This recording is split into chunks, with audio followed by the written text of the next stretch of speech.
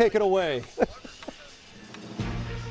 Kevin, thank you. Welcome to Arlington, Texas on, seismic day across Major League Baseball. Tonight, the San Francisco Giants collide with the Texas Rangers after a trade deadline filled with activity. The new look Giants, as big a seller as any in the game in the last 24 hours, but Logan Webb's still on the mound tonight. Meeting the Rangers, who did not make the marquee move today and still sit right in the playoff hunt, 2.5 games behind the Astros in the division, a game and a half back of the final wild card spot. Welcome to ESPN Baseball, presented by Liberty Mutual Insurance. 2 hours removed from the trade deadline, the dust starting to settle. We all catch our breath for the Giants and the Rangers. With that, we say hello and thanks for joining us. Adam Ottavino, David Ross, and I'm Mike Monaco on a wild day in baseball. We'll get into that throughout the night. But guys, let's start with the Rangers. We wondered, and it sounds like they explored, the potential for some big moves today. In the end, the team stays mostly intact. They made a deal with the Angels last week. They have lost 5 in a row right now, just got swept by Houston. David, what do you make of their day and where they stand coming out of it? Well, they still got a real chance here, and it's led by a veteran in Jock Peterson and a young guy in Wyatt Langford. These two guys are on pace to be only the 6th and 7th Rangers in the last 10 years to have over a 500 slug. These guys have been carrying the offense with Seager out, and this guy's getting going. Some guys that are injured, but they're having phenomenal years, making adjustments to their swings. Yeah, guy you know well in Jock Peterson, who's had a real good bounce-back season in year 2, and then Wyatt Langford, who has been great in the last month and a half.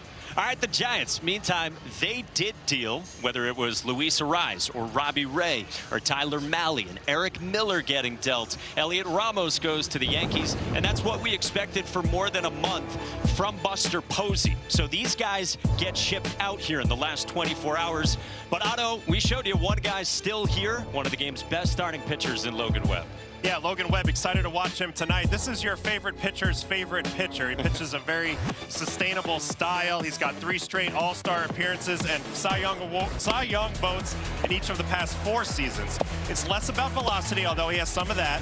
It's movement, location, sequencing, and all the things that you need to lead the league in innings like he has each of the last 3 years.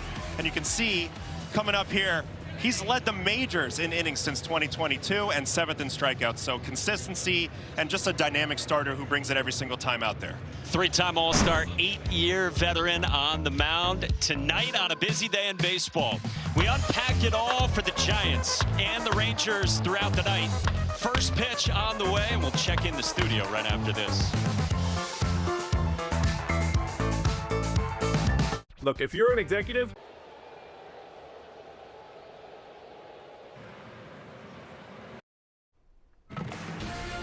A look at Jock Peterson with a team leading 20 home runs this season. In Texas, the Rangers on a 5-game skid. Very, very quiet at the trade deadline. Just one move. They'll take on the Giants, very much in the mix there. In the American League West, Tim Kirkshin, Kevin Connors here, covering all things in studio. After a very busy trade deadline for the rest of Major League Baseball, the big move, Adley Rutschman headed to Boston, Luis Arraez to Philadelphia. And then how about the Padres, Tim, really bolstering their pitching staff? I love what the Cubs did, the Padres did, the Rays did, but I especially love what the Red Sox did. They are so aggressive. 28 out of 33 they've won, but they needed another hitter. They needed a catcher, and they went out and got a catcher who made the All-Star team this year. They're showing everyone at Fenway, we're really going for it now. A lot of teams really went for it today. We're going to keep you updated throughout the course of the night with updates around Major League Baseball. For now, back to Arlington. Mike, take it away.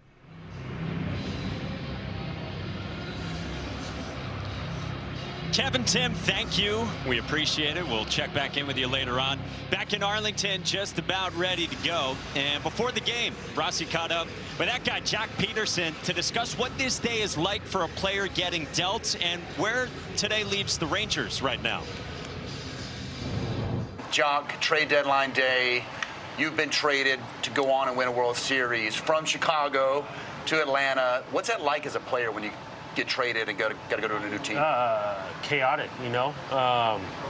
Obviously, loved where I was at, but got a new opportunity. It's nice to be wanted, but at the same time, I mean, you're meeting everybody halfway through the year, and if you're going to a team that is competing, which, I mean, like if you're on that side of the trade, step in and produce, you know what I mean? It's like, yeah, nice to meet you here, but like, it's go time. Like there's no, which is great, but I mean, it definitely moves fast on you, but it turned out well that year that I got traded to the Braves and we won, and that was an incredible experience. When you're with a team that's in the hunt right now, at the deadline, you guys are going to make a push. What is stand out about this group that makes you excited about the Rangers getting to the postseason? I think how resilient. I mean, I think we've had a lot of injuries. You have different people step up and make stuff happen. And I think that when you have a group that believes in itself, that's stronger than having talent. And we got a group that is all pulling on the same string, and I'm excited for the second half. That's what Jacob deGrom said earlier today, too. He said, I want to be here. I believe in this group, when he got asked about the reports about invoking his no-trade clause. So all of that going on for the Rangers, and yet they're right in the playoff picture. They sent Cal Quantrill to the mound today, coming off a good one his last time against the Rays. Yeah, he really had the splitter working. Skip talked about it today in our meeting. Look for that today, facing a lot of these left-handed hitters. He's also going to work quite a few cutters and sinkers. He's moved away from his slider in recent times. But this is a pitchability guy who knows how to go out there and give a quality start. He faces the Giants, and we check out tonight's starting lineups, brought to you by Nutrish. It's going to look a little bit different, but you still have Willie Adames, Rafael Devers and company in there. Yeah, and you love Jung-Hoo Lee at the top, you know, a real contact bat. They're going to miss that with Arise, and what a great season he was having. But they've still got names up there, some guys looking to turn the season around. And Rafi Devers, you never sleep on that guy. He's having a really nice year, getting back to his usual form like when he was with the Red Sox. So here we go.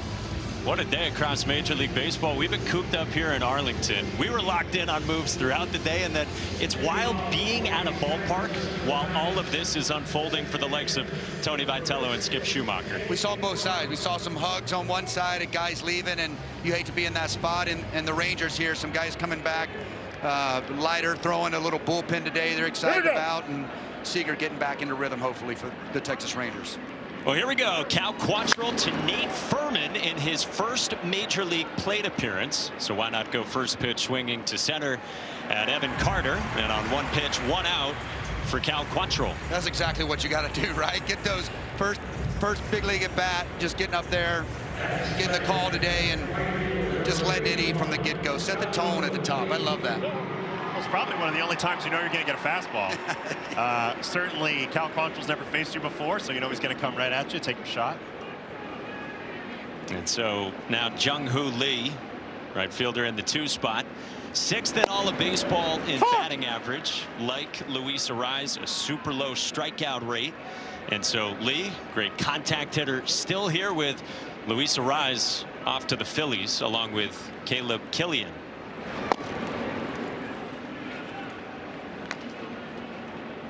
Talking with Tony Vitello, he had so many good things to say about Arise and what he meant to this group, the personality that he has. And he is off to play second for the Phillies. Oh. 2-1. Tony Vitello was doing his pregame media scrum with all the beat writers and television reporters. He had started it like a couple of minutes and then received a phone call. He had to get up and leave. Yeah, he's had a busy day. I've been in that seat when they traded Javi Baez, Chris Bryant, Anthony Rizzo, you know, on and on, you know, the heart of a team, and him being his first year, probably not as much history there, but it's a busy day. You're on the phone a lot. I'm sure him and Buster and the front office had a lot of deep conversations today. 2-2 to Jung-Hoo Lee is dotted at the bottom of the zone from Quantrill. 2 down. It's a better challenge. CBS challenge is powered by T-Mobile. It looked like it grabbed the bottom of the zone, and it did. 1 left. I think he was expecting that sinker maybe, and got that true 4. They just rode the bottom of the zone, Otto. Yeah, I mean, you come into this game, you're trying to think about, you got to lay off the split. You got to lay off the split. You're watching the tape from the last start. So anything that starts bottom of the zone, you want to lay off. This time it's the four seam, holds its plane at the bottom. Beautiful pitch from Quantrill. So a couple quick outs for Cal Quantrill, and now Willie Adames, strike one to start. Buster Posey talked before the game. Buster Posey got asked about Adames, Devers, and Chapman. And Buster Posey said they made it known to teams that they were willing to talk about anyone. But he said he's glad that these pieces have remained with the Giants. Some of the stars that are getting paid a lot of money. Well, you need these types of guys to be those stars. And they've kind of gone up and down a little bit. Chapman obviously hurt and out. You know, a big bat they're missing at third base, and his defense that makes the pitching staff better. So That's up. I'm sure he understands, like, these are the guys that we can build around, and hopefully they can kind of get things going in the second half and carry that into next season. I mean, for me, the quickest way for the Giants to compete next year is for those guys to turn their performances around. They're not going to be able to shed those guys, pay down their salaries with a bunch of dead money, take on prospects, and then return to glory next year. They need those guys to bounce back to form and add around the edges. And Rafael Devers has really swung it better since the start of May. Matt Chapman, of course, currently on the injured list, and they're hopeful of getting him back. But he's got to feel better running. It's up the ladder, 2-2 on Adames. Tell you what, the guy you got to be happy you kept is the guy on the mound for the Giants today, Logan Webb. He is a tone setter in every sense of the word. Cal Quantrill's 2-2. Sails up and in. Full count on Willie Adames. You know, and I played in the NL West a long time, straight through the Giants' last great run, 12, 14, and 10, 10, 12, 14. And to me, they're defined by pitching in that ballpark. Starting pitching, Logan Webb is a giant to me, and they just need to have more Logan Webbs. Down. That's down, as you heard, to Willie Adames. So a two-out base runner. Thank you. Well, speaking of Rafael Devers, three-time All-Star, two-time Silver Slugger winner. We told you since the start of May, he's basically been a top 10 hitter in the sport.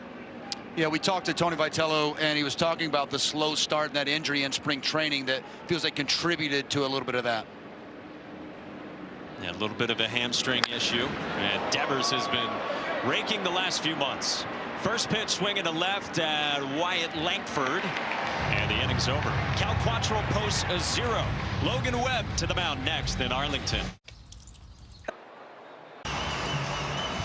20th start of the season. Logan Webb was incredible in National League Pitcher of the Month.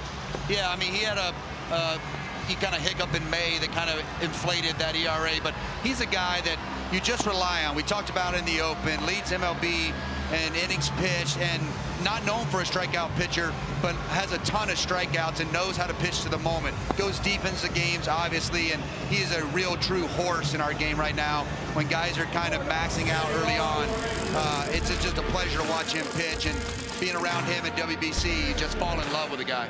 Going up against this Rangers lineup, Otto, from a pitching perspective, what jumps out when you look at this lineup and how you would want to attack it? Well, the Rangers are pretty good on first pitches, so obviously you want to be in the strike zone. That's Logan Webb's MO, but he's got to be a little careful with a couple of these guys in early counts, Peterson and Nimmo in particular. And really, it's a little bit top heavy. You keep some traffic off the bases for the middle part of the order, you should be all right. It is Jock Peterson who goes first pitch swinging, right on cue to lead it off against Logan Webb. Well, and he threw him a cutter too, didn't he? He said, I know you're coming out hacking, big boy. I know you're feeling it. This is, you're right, Otto. This is one of those matchups, you know, he's got to know about and knows he's got to be careful early on.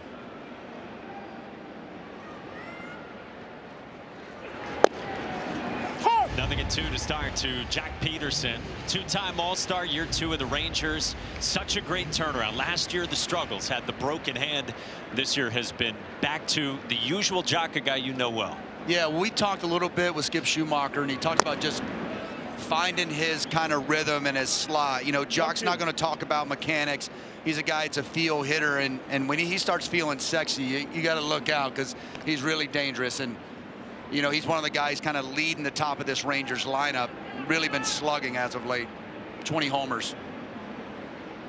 And Jack has said, I was bad last year, but he says my baseball card's pretty good. Lays off of that, 2-2.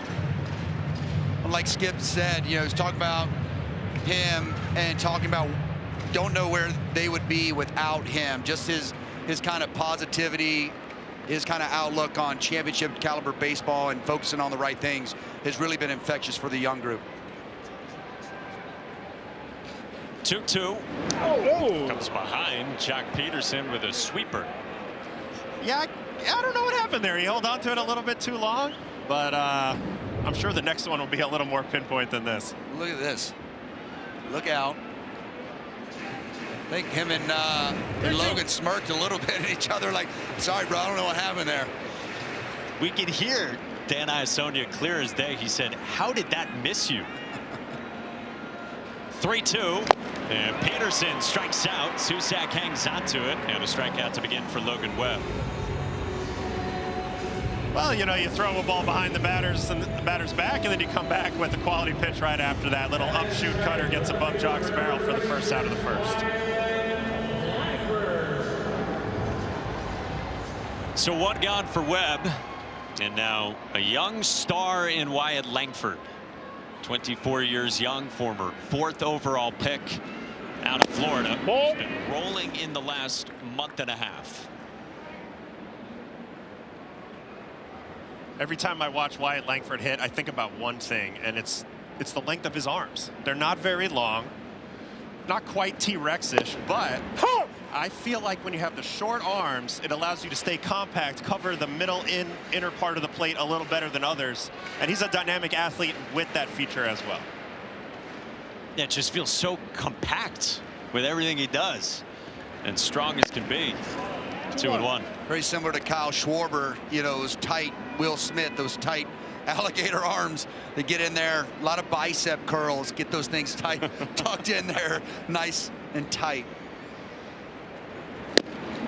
3-1 to Langford. We talked a little bit about Skip and the adjustments that Langford's made with dropping the hand. You can see how low his hands are in this shot. He's dropped his hands a little bit. It's really got him on plane and not cutting the ball in half. Ball off. Takes outside, 5-pitch walk, and a 1-out base runner for the Rangers. Yeah, and you can see a little bit of respect paid by Logan Webb right there. 3-1, ends up going with the cutter away, tries to throw a pitch right on the edge rather than challenging the red-hot Wyatt Langford. See the damage against Logan Webb in first innings this year. He was nails to begin the season right out of the gates. Some damage against him recently. Now he's got to deal with Corey Seager. Seager's 4th game off the injured list since back discomfort kept him out basically all of July. 2nd time this year that he's been sidelined with a back problem, and then missed some time also because of a concussion. And Skip Schumacher said to us, we need the guys on our team who can be MVP caliber players. He said he's a big believer that that's what playoff teams need to have fueling them. Best teams I've been on, the horses are the horses. You know, when those guys, the middle of the order, either they're not present or having bad years, it's tough to win.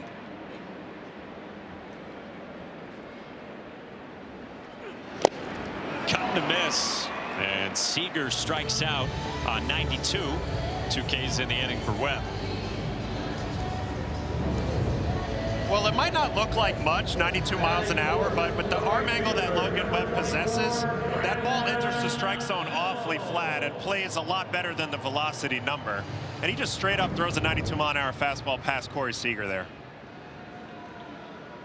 So now 2 outs, and Brandon Nimmo. Strike at the top of the zone to start. The longtime Met who came over, of course, in the deal in the offseason for Marcus Semien.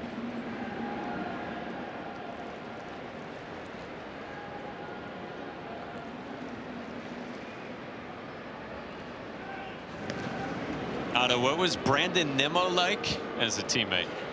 He's amazing. He's got that golden retriever energy. So he's man's best friend, of course. Great teammate, really hard worker, a lot of knowledge in there, a lot of know-how. can't sleep at night, so if you need somebody to hang out with late at night in the hotel, Nimmo's your guy. Right on the move, the pitch is strike. Susak's throw. Not going to get Wyatt Langford. Great jump there by Langford. Just timed Webb up perfectly. Susak had no chance on that one. Watch this jump. He's going to kind of roll into this thing nicely, a little rhythm, and just boom. He had a little second guessing himself there, but stayed in rhythm, was able to take that bag easily. He's able to jump into scoring position with 2 outs and 2 strikes.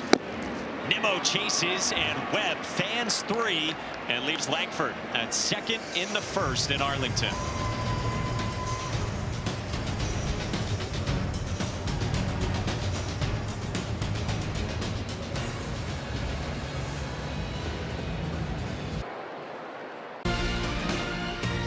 ESPN Baseball is presented by Liberty Mutual. Bundle and save on your car and home insurance. Nice start for Logan Webby fans. Jack Peterson, Corey Seager, and Brandon Nimmo. And the 17-pitch scoreless first inning.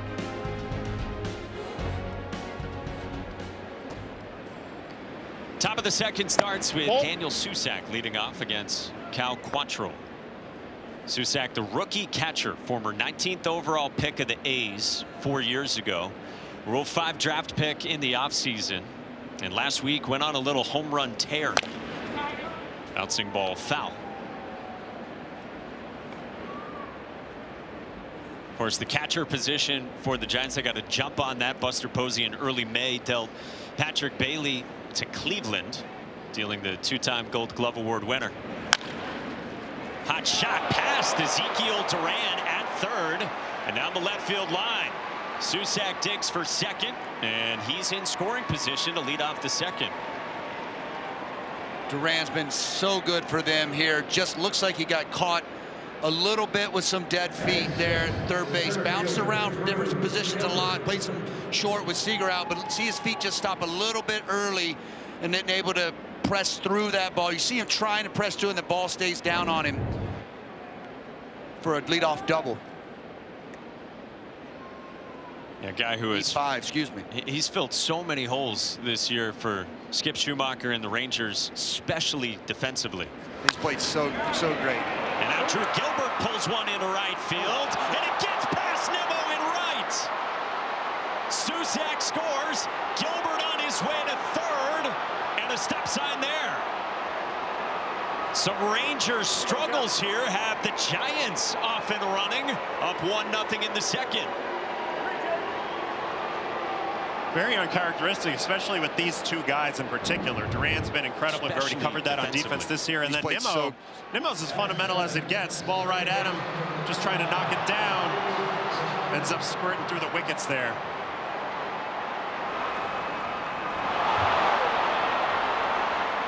Gilbert here just taking off. I mean, thinking inside the park off the bat. Or, excuse me, after it gets by Nimmo, but able to hold up at third. It's a base hit with an E9. He's so down on himself. That's a bad feeling. When you turn your back as an outfielder, that is a bad feeling. And now Slavis Basabe fouls one away. A ball and a strike. Another look at Nimmo in right. Looks like he just got his glove down a little bit late, Otto. Yeah, just getting under there. Just ball scooting on him. Two guys, Duran and Nimmo, both excellent defenders, having a rough start to this one. 1-1. Basabe in the air to right. Nimmo lines it up. Gilbert readies from third.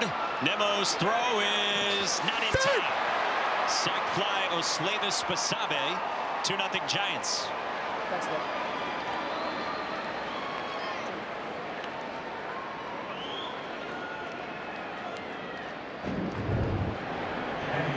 Exactly what you want to do is stay inside this ball, but you see Nimmo just not got the arm strength there to get him, and Gilbert way too fast. On line, just not enough on it to get Gilbert's speed. So a couple errors here that have proven costly behind Cal Quantrill. One out, bases empty. Grant McCray, athletic outfielder. getting more of an opportunity here recently. Struggled with the bat over parts of 3 seasons so far with the Giants. Well, I've been a part of some teams that had fire sales and we're kind of playing out the string the remainder of the season. There is opportunity associated with that situation, though. A guy like McRae here is going to come. He's going to get lots of at-bats. He's going to try to put himself in the best position for next season. Good. And Tony Vitello and company had to have, what, the taxi squad ready today for the Giants to be able to fill a roster for tonight?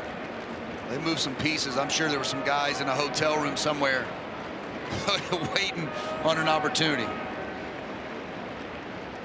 2-1.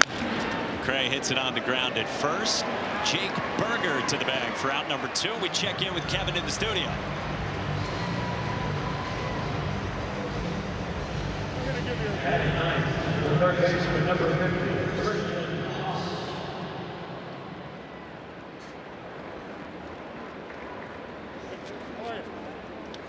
Turn the clock off. Here we go. Kev, thank you. Skubal to the Dodgers, we know that, but guys, I know you both like what the Cubs did too at the deadline.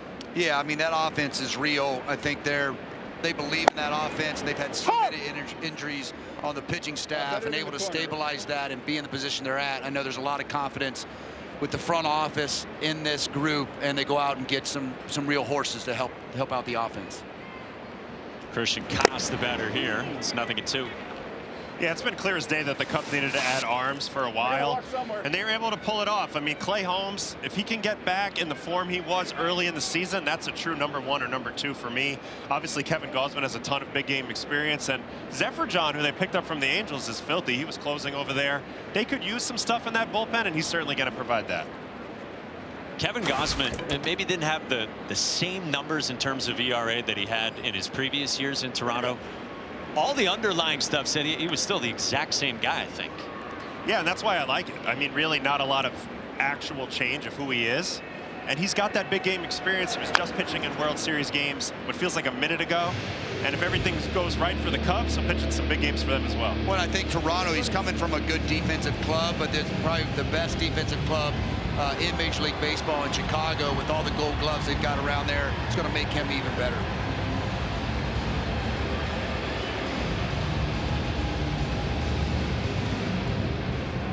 Well, 0-2 for Cal Quantrill here to Christian Koss. Second year with the Giants in the 9th spot tonight, and Koss fouls that away. For Koss, a couple stints with the big league club this year. Most recently, he's been up with Matt Chapman, as we said, on the injured list with his abdominal issue. Koss missed some time with a fractured wrist. 30th pitch for Quantrill. I got it, bud.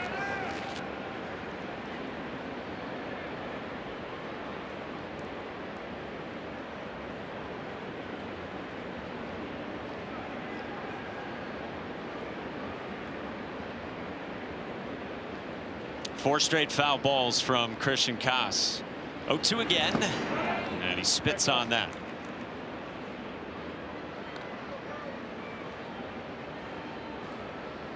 Cal Quantrill signed to a minor league deal right before spring training. Joined the big league club a few weeks into the bullpen for a couple of months, and now his 3rd start since the All-Star break. 2-2.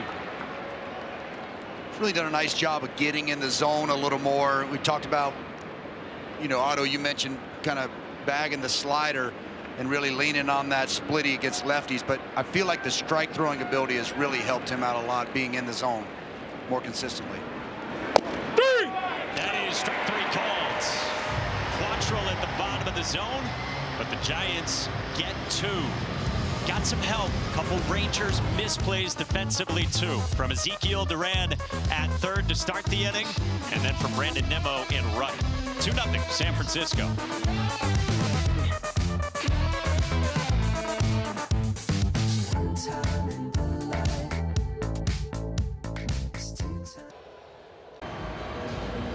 Skip Schumacher's Rangers 55-57. Game and a half out of the last wild card spot in the American League, and then within the division 2.5 games back of the Astros. We're on this 5-game losing streak right now, and as we told you, the team outside of really Josh Smith stays mostly intact coming out of the deadline. Now you look at the rest of the AL West at the top. The Astros go get Dalton Varsho. The Mariners traded away Luis Castillo. They bring in Taylor Ward from Baltimore. What do you guys think of the division? It's up for grabs still for me. I mean, Houston's hot, and we talked to Skip Schumacher, and I look around the league. It's not who you play, it's when you play them. When you talk about the Red Sox, you know, the Cubs with 2 10-game losing streaks, a 10-game winning streak mixing there. If you catch a team at the right time, they're beatable. But there's also, you know, they ran into a strong Astros team right now that just kind of swept them the last series. So they've got plenty of talent and plenty of schedule left to make a run and win this West Division. I've been waiting for the Mariners to play the type of ball we've been expecting all year, and it really hasn't happened yet. I still hold out faith that that can happen, because I think they have the best roster in this division top to bottom. I know they've been hurt with Donovan out, Brendan Donovan, but you're right. This is totally up for grabs. It's a sprint now to the finish line. Let's see who gets it. Skip Schumacher was talking to us about Yordan Alvarez. He said he's Barry Bonds right now. He is good. And Pena in front of him is just hot as a match. Evan Carter hits one hard at Rafael Devers. And one away to begin the bottom of the second for Logan Webb. We talk all the time too. Some of these guys, you know, you're talking about the Mariners. Like Cal Raleigh gets hot or figures something out and makes a right change, and he goes back to being who he was last year. Like that's like adding as well. You know, it's still a long season, and guys make adjustments. And you know, some guys have really bad seasons all the way throughout, but some guys can get hot and carry you, and he's one of those guys. A one-out base is empty for Jake Berger. In a similar way, Skip Schumacher was saying, if we just have our group healthy, like they come out of today with the roster intact, he said, we are good enough to without question win this division. Ball up. Yeah, I don't think he's wrong. I mean, you look at the roster, especially the top half of the lineup. We know what Peterson can do. Langford, Seager, Nimmo, Carter, Berger. These are all quality guys. Durant's having his best season to date, and they have Eovaldi and DeGrom. So there's a lot to like about the Rangers, but they're looking for that consistency as well. When they also were talking about Leiter threw a live BP today and hit almost 100, you know, so Skip came into the meeting excited and just through watching that. So that's a nice sign, looking at the smile on his face after that. And throwing gas. 1-2 to Berger. Up the ladder, he chases and strikes out. And 4 strikeouts already for Logan Webb. Yeah, he's feeling this. You see the 4-seamer up. He's mixing it really well early on. I know, like the cutter, that ball just kind of backs up a little bit and climbs. But these guys are not. You see the swings they're taking. They're not picking the ball up quite yet on Logan Webb. Who now faces Ezekiel Durant. Ball 1 to start. Yeah, Logan Webb, I mean, he's got the ability to work the bottom of the zone with the sinker, cutter, changeup. But when he elevates the ball with that 4-seam from that low angle, it's such a stark difference in terms of ball flight on the way to the plate. And you see some really funky swings from the hitters. That last swing from Berger is a perfect example of that.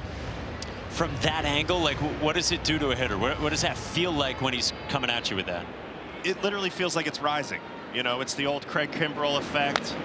It's the effect that hitters have talked about for years. And then obviously, you know, technically a ball can't rise, but when it's coming from that angle, it definitely feels like it is. When it feels like, too, as a hitter, from a hitter's perspective, closer to your eyes, you feel like you see it a little bit better, but then you go to take the path and you're just under it. There's 2-1 to Durant. Hit on the ground, and that one eats up Christian Koss. And Ezekiel Durant is on. 2-out base runner for Texas.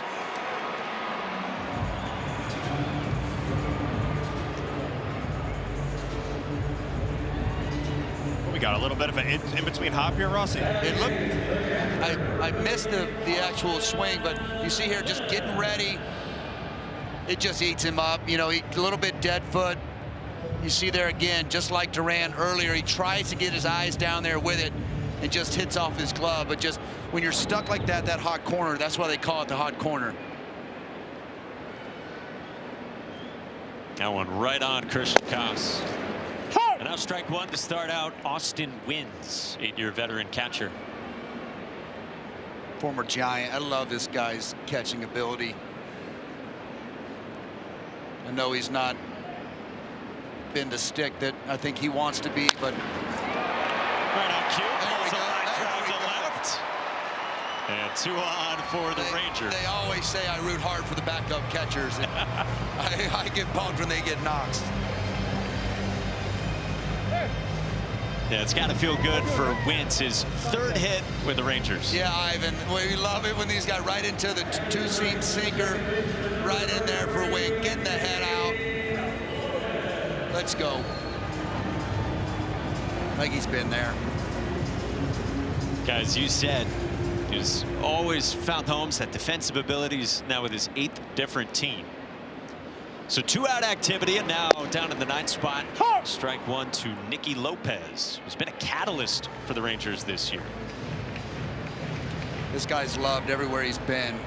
Been around the block a little bit, but everybody loves Nicky. 8-year vet, longtime Royal, has bounced around a lot these last 4 years. Signed with the Rangers in late May. That was at the time they had DFA'd Andrew McCutchen. And they probably didn't envision him being an everyday guy in the lineup these last 2 months or so, but he's given them a real boost.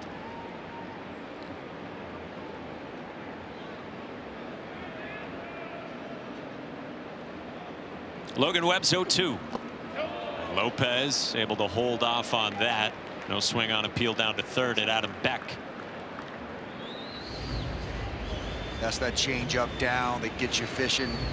We were talking about earlier, Otto, that 4-seamer down there, when he's dotting that and then rides it up, it makes you really susceptible to that change up. When he's got it going, it is nasty. I mean, even that pitch was pretty down, and he almost offered it. Comes back with the sweeper to leave 2, and it's 5 strikeouts through 2 innings for Logan Webb so far. Logan Webb got it going. 5 punch-outs. We chat prospects with Kylie McDaniel right after this.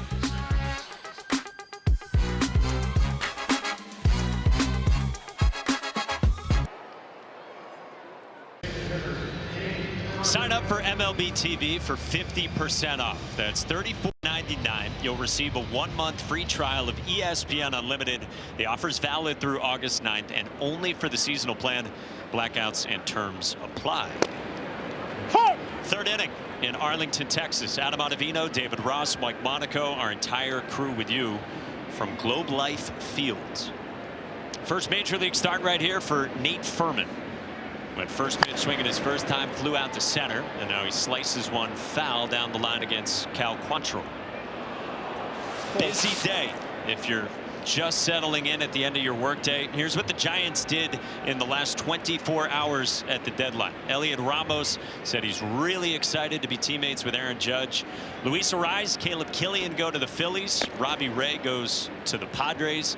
Tyler Mahle to the Braves. And Eric Miller for Marcelo Meyer from the Red Sox. Busy day for Tony Vitello.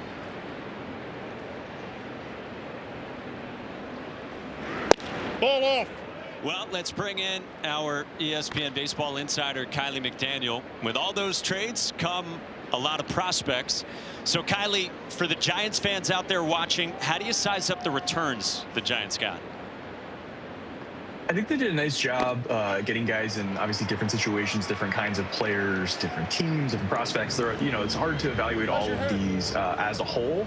I will say I just got off the phone with another team that's not the Giants, talking about offers that were on the table for them, and they were saying that the prospect Yoniel Hernandez from the Padres that San Francisco got in the Robbie Ray deal, they really wanted and weren't able to get. And he asked me where I had him ranked. I told him he should be much higher than that. He's much better than you think. He's only playing in the DSL. He's at the lowest level of the minor leagues.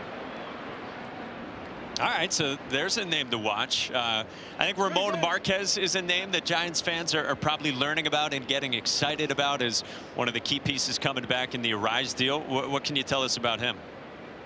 Yeah, he's also had a huge rise this year. Went from a sort of nice to have potential starting pitcher prospect. This year's velo's up a little bit. He's got a killer plus changeup is kind of like the selling point here. Slider's good, fastball's in the mid-90s, throwing strikes, looks like he can be a starter. Doesn't necessarily have that like 6'5", 6'6", like huge frame, so that's maybe why he'll be toward like the back end of a top 100 or just off of it in that kind of like 80 to 110 overall range. But he's one of the best handful of guys traded today. Well, Jung-Hoo Lee launches to right, and it's a solo home run for the Giants in the third, and it's 3-0 San Francisco.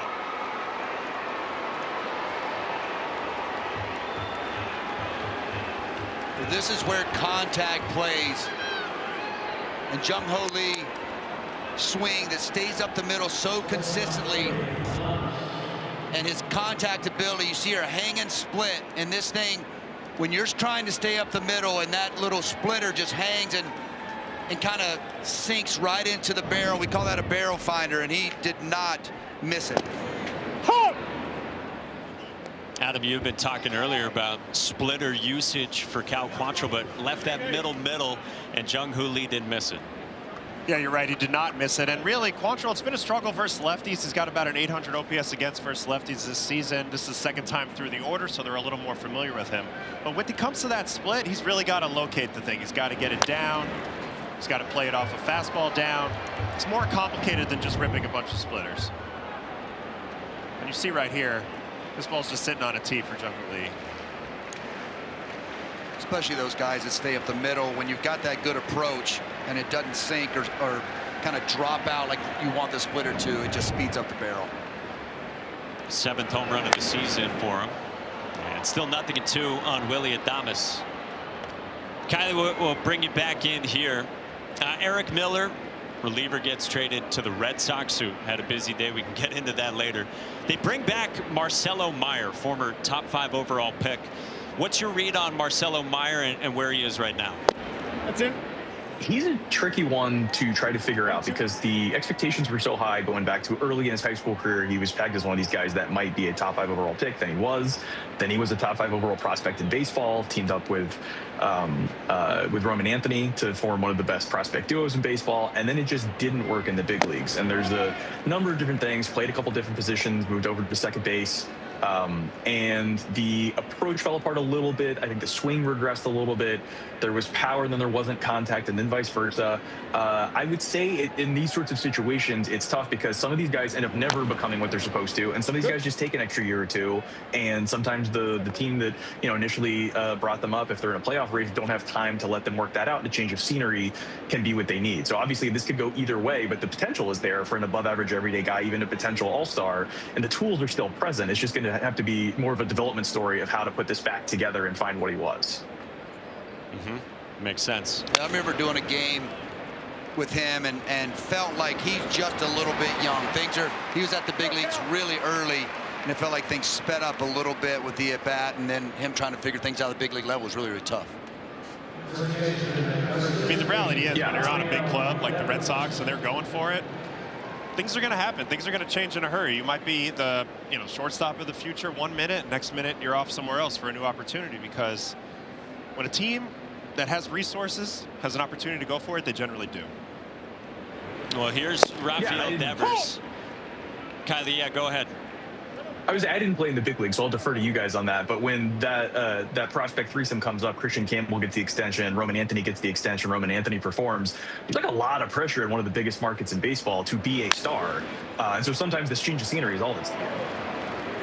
For sure.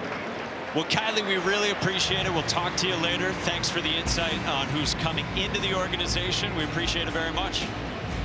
Yeah, thanks for having me. Thanks, Kylie.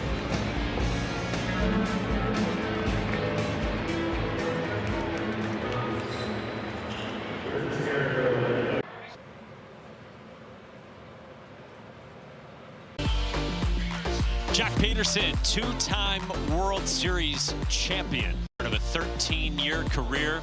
Now in his second season with the Rangers, title with the Dodgers, and then the Braves after he got traded to be an addition for that Atlanta team down the stretch. He leads off as we go to the bottom of the third, and the Giants up 3-0 on the Rangers. What was managing Joc Pederson like for you, David Ross? The best. He is the best. Just his demeanor every single day, just how he is in the box. See how relaxed he is, a little bit of rhythm, just super chill, getting started early. Dan, I was showing you with a little bit of a late call there, but it's just how he is. He thinks about the right things. Nothing's too, gets to be too big of a deal. And he's just, wired the right way. He wants to, like Skip said, he wants to feel champagne in his eyes. When you got guys like that come from winning it with the Dodgers, those guys are infectious on everybody else. There we are, little COVID. Little COVID action. COVID piece. Oh, like got the face mask back in the day. He is a beauty. I got a funny story. He went off in spring training. I think he had like 7 home runs in spring, his first time there. We were talking about, I would let him, we called in the offseason. I'll let you face lefties. You're going to play every day. You're one of our best players. We had traded away a lot of the stars we had, and he got off to a rough start, especially against lefties, and he comes to him off. He's like, Rossi, I need a day against lefties. I need to find my rhythm. And he ended up having a great season for us until he got traded to the Braves and went on to win the World Series. So super happy for him. Great guy. Could still consider him a friend and root for him. You guys had a memorable moment after he had left Chicago too. He was with the Giants at the time, and might have been caught on camera. Yeah, I was managing, and there was a little delay where the pitcher was asked for the mound to be fixed, and he kind of gave me a little gesture from the other side while he was on deck, and I gave him the double bird, and apparently I had to apologize to the media a little bit the next day. So definitely a meme that he created. Kids do not take after that one move. That's right. Willie Adames on the backhand sails it. Tough play against Peterson, who's aboard to begin the last of the third.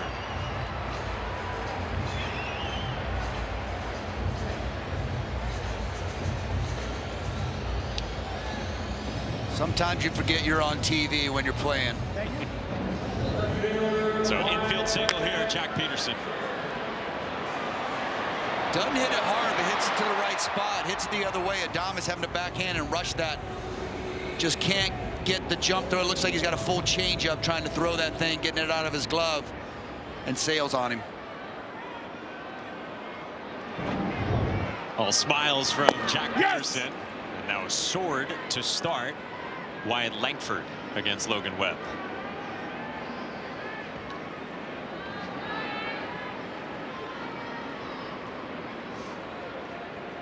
Langford walked his first time and stole second.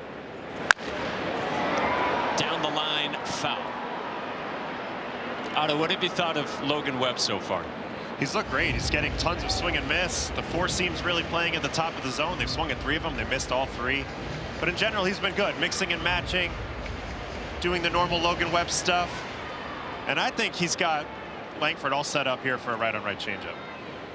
Ooh, I like the call. Let's start doing that more. Sure enough, 4-seam fastball. It's his 7th 0-2 count already here in the 3rd inning.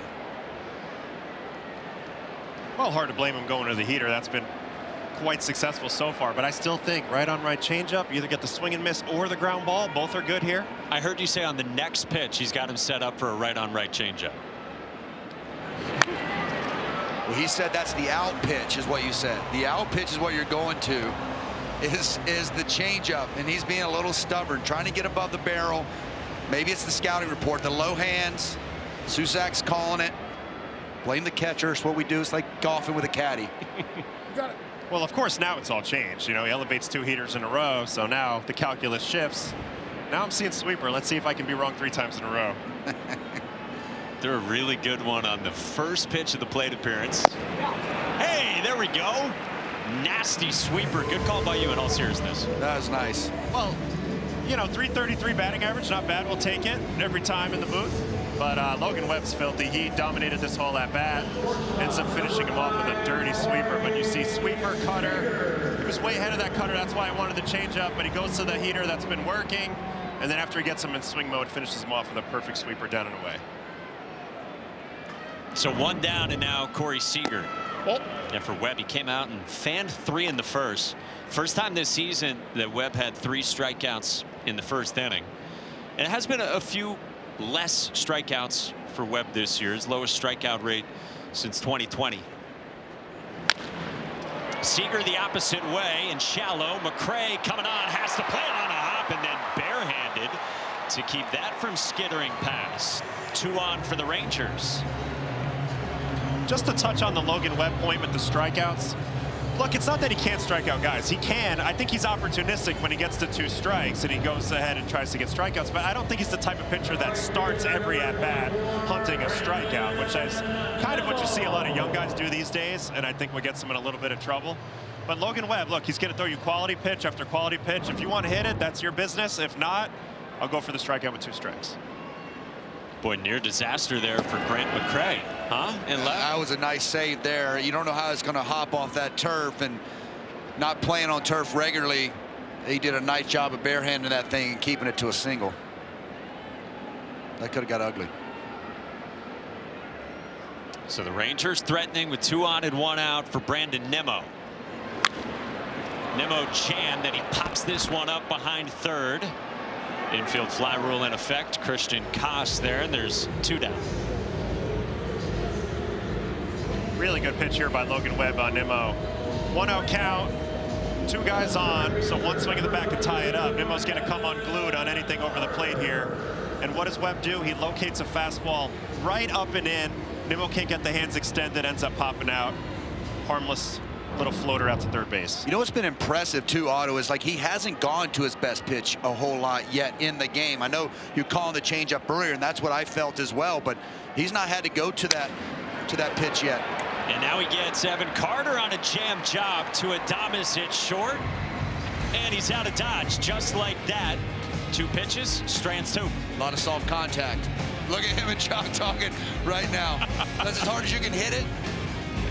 Former teammates with the Giants here in Arlington.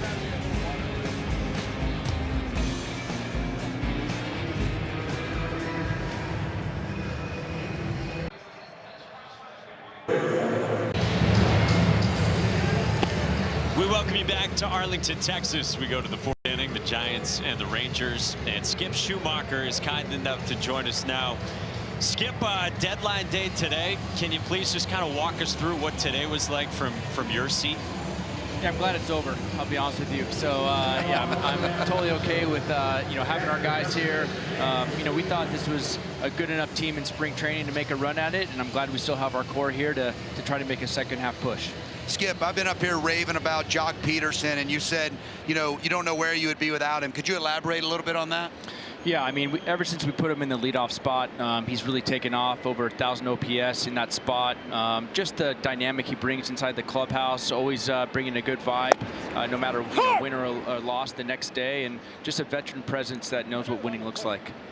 Hey, Skip, I was wondering what was going through your mind during the little delay in your argument with the umpire yesterday when you guys had the God Bless America. I can't believe that happened. Yeah, I'm just glad that the God Bless America paused it for a little bit. I think it just delayed the ejection a little bit longer. Skip, thanks for doing this. Good luck the rest of the way. All right, thanks, guys. I love that, Otto. Let's go right to it. That was the headline news yesterday. Well, I thought it was funny, and, you know, Skip's got a great sense of humor, so he handled that well. Yeah, speaking of a former manager that's been tossed out a lot, he just probably stewed on the thoughts as he's sitting there trying to gather his thoughts, what else he was going to say, and it looks like he chose the wrong words. 2-1 to Daniel Susac, who gets jammed and pops it up near the mound. Ezekiel Duran comes on. 1 away. If you missed it yesterday, yeah, this was quite the argument, interrupted by God Bless America in Houston. I mean, just hilarious, just hilarious. He's not done getting his 2 cents in, and then he's got to take a little delay and then come back to it. So, I mean, just funny, but that's the way baseball works sometimes. 1 out. Here's Drew Gilbert going first pitch, swinging, pops one foul.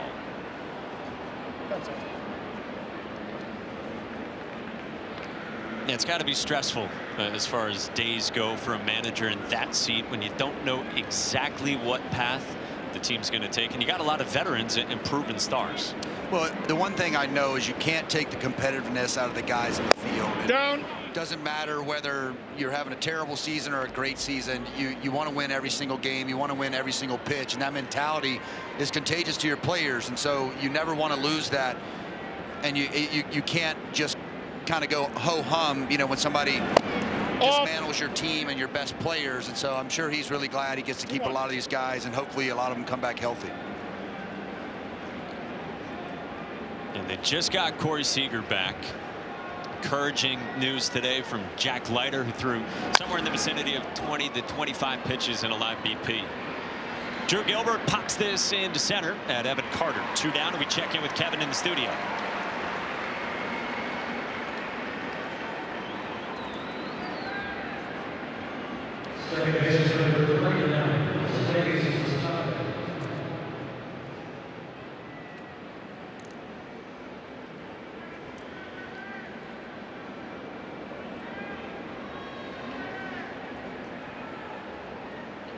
Right fielder Bryce Harper. That's where he's headed in shuffling that's happening all over the place defensively. You knew Dave Dombrowski wasn't going to stand pat, right? I love that. I love a GM that's really willing to put their neck on the line and help their team out. Well, Slavers Basabe laces one into left field, base hit. 2-out single out of the 7th spot for San Francisco. I do want to touch on that was the first ejection for Skip, so he's done a pretty good job. That's first one this year. Got his money's worth, no doubt. So Basabe on, and now to the 8th spot here in the San Francisco 4th to Grant McCray.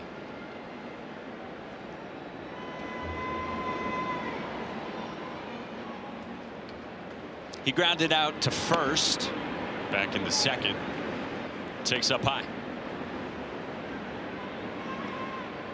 So far in this game for Quantrill, he's done a nice job getting ahead in the counts, but he's had a really hard time putting guys away and in general creating whiff. He only has 1 whiff today so far, guys. Without that, how's he got to do it? I mean, obviously you got to get the out somehow, so you got to get weak contact in play. Definitely dictating the at-bats by being ahead in the count will help, and get some guys to swing at some pitchers' pitches, but he's going to have to find some more whiff if he wants to get deeper into this game. 2-1 on McCray.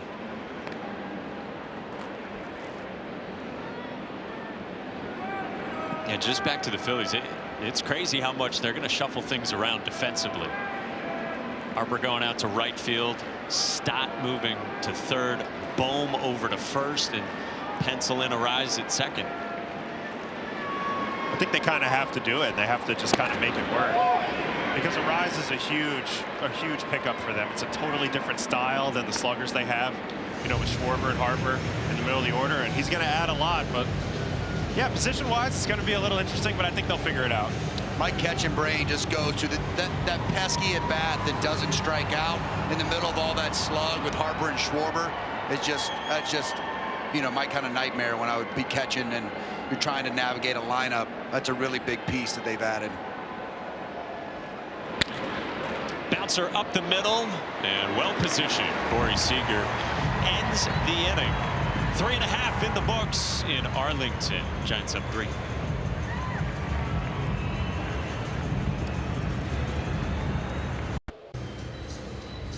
Back in Arlington, we go to the bottom of the 4th, and Giants manager Tony Vitello is nice enough to join us. Tony, your first Major League Baseball deadline day, and I don't think it could have been much busier. What was it like going through this, and what are your emotions now sitting here tonight? Yeah, it was chaotic. I kind of got Tom Izzo voice, so excuse me, I'm a little raspy from just all the conversations and, of course, yelling during the 1-run games in San Diego, but kind of follow the players' lead, to be honest with you, as opposed to players following the coach's lead. I think at this level, everybody understands it's a business, and you got to be a pro about your business. And when you're in street clothes, you figure out where you got to live, and when you're on the field, you got to figure out how to win a ball game.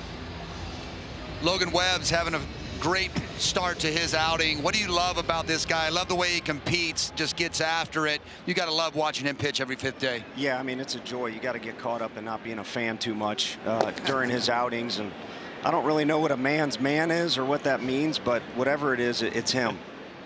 What do you like about him in the middle of his starts that you look at and like, okay, he's rolling, or you want to go to the bullpen? Yeah, I think with his outings at this point, being familiar with him, he's a good communicator. He'll kind of let you know with body language or verbally if it's let me keep going, or you can kind of tell he's giving you everything he's got. But a good baseline is he's our guy. And when he's got the ball in his hand, we trust him as much as anybody. So usually he takes ownership of the game by about this time. And if we're going to win or lose in the first 6 or 7 innings at the very least, it's going to be with him. Tony, last thing for you. I've seen you a lot through the college game. Can you compare the transfer portal season to the trade deadline day? A little bit. It's definitely chaos, but it's in a much smaller window. You know, the rumors start early, but most of the action goes down, you know, the last couple days before the trade deadline. In the transfer portal, you know, word usually gets out a guy might move, and you know, it carries on for a long time. Guys make long decisions. It's highly emotional because, you know, kids are basically living on a campus. You're kind of their pseudo parents, and you may think a guy might go in the portal and you get excited and it doesn't happen.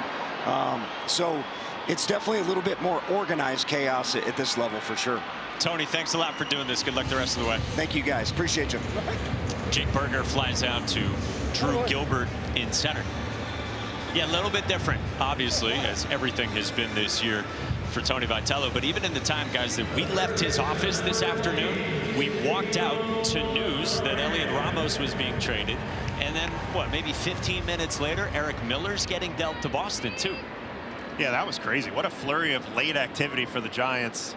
We all knew they were going to do a lot, but they brought it right up to the deadline. And then we were on the field when he got called away from his media scrum to take a phone call. We saw him continue to check it, but we saw a lot of goodbyes, like Elliot there, Elliot going through. You know, it's just such a tough scene when you're leaving all your family. You're with these guys for so much, competing at a high level. Ezekiel Duran pulls one past Willie Adames into left field, a base hit.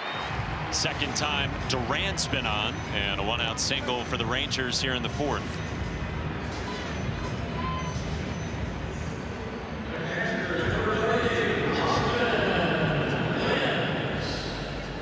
I think it's almost harder when you stay behind on a bad team. That, you know, at least guys have something to look forward to. A team wants you. You're going to be able to contribute. You know you're going to have a role in winning and helping a team get to a special moment. When you get kind of stuck behind on a team that doesn't have really much of a future for a season, for the rest of that season, it's a tough stay. You really have to play some mind games with yourself, continue to compete at a high level. Man on for Austin wins and drops down to one foul. Yeah, I couldn't agree more. It's about controlling your mind in that situation. Yeah, you're not competing for the playoffs anymore, but there's always something on the line in the big leagues, whether it's your next job, whether it's finishing strong, whether you're working on some sort of new adjustment, whether it's just working on the clubhouse. Like if you're a veteran, you want to make the rounds on a daily basis and make sure everybody stays cohesive and you can continue to build for the next opportunity. There's still a lot of meat on the bone, even if you're not chasing the postseason. And same as the manager has to keep the intensity level up and the expectations high. Yeah, they can't see the manager looking depressed out there. No, he can't be down. Yeah, he can't be down. Rossi, what are the conversations like for a manager with his front office in the lead up and then on this day? Just a lot of, at this point, you know you're going to lose some star players. You just don't know how many and what those deals are going to come because you're not on the phone with other teams. So it's a lot of, you know you're going to have some tough conversations. You just don't know how many. And then, you know, the emotion of the player telling them a lot of the times. I have guys in my office crying when they got traded, even though they were going to a better situation. They had just had so much time in a certain place that they loved and the people they loved, and they almost feel like they let you down sometimes. Austin wins, floats one to right at Jung-Hoo Lee for out number 2. Right.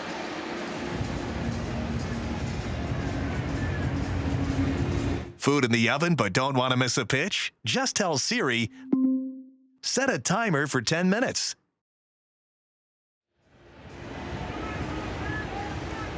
Well, for Logan Webb, Buster Posey had come out in late June and said that the Giants were not open to offers for Logan Webb, and he's looked sharp so far here tonight, 60+ pitches in.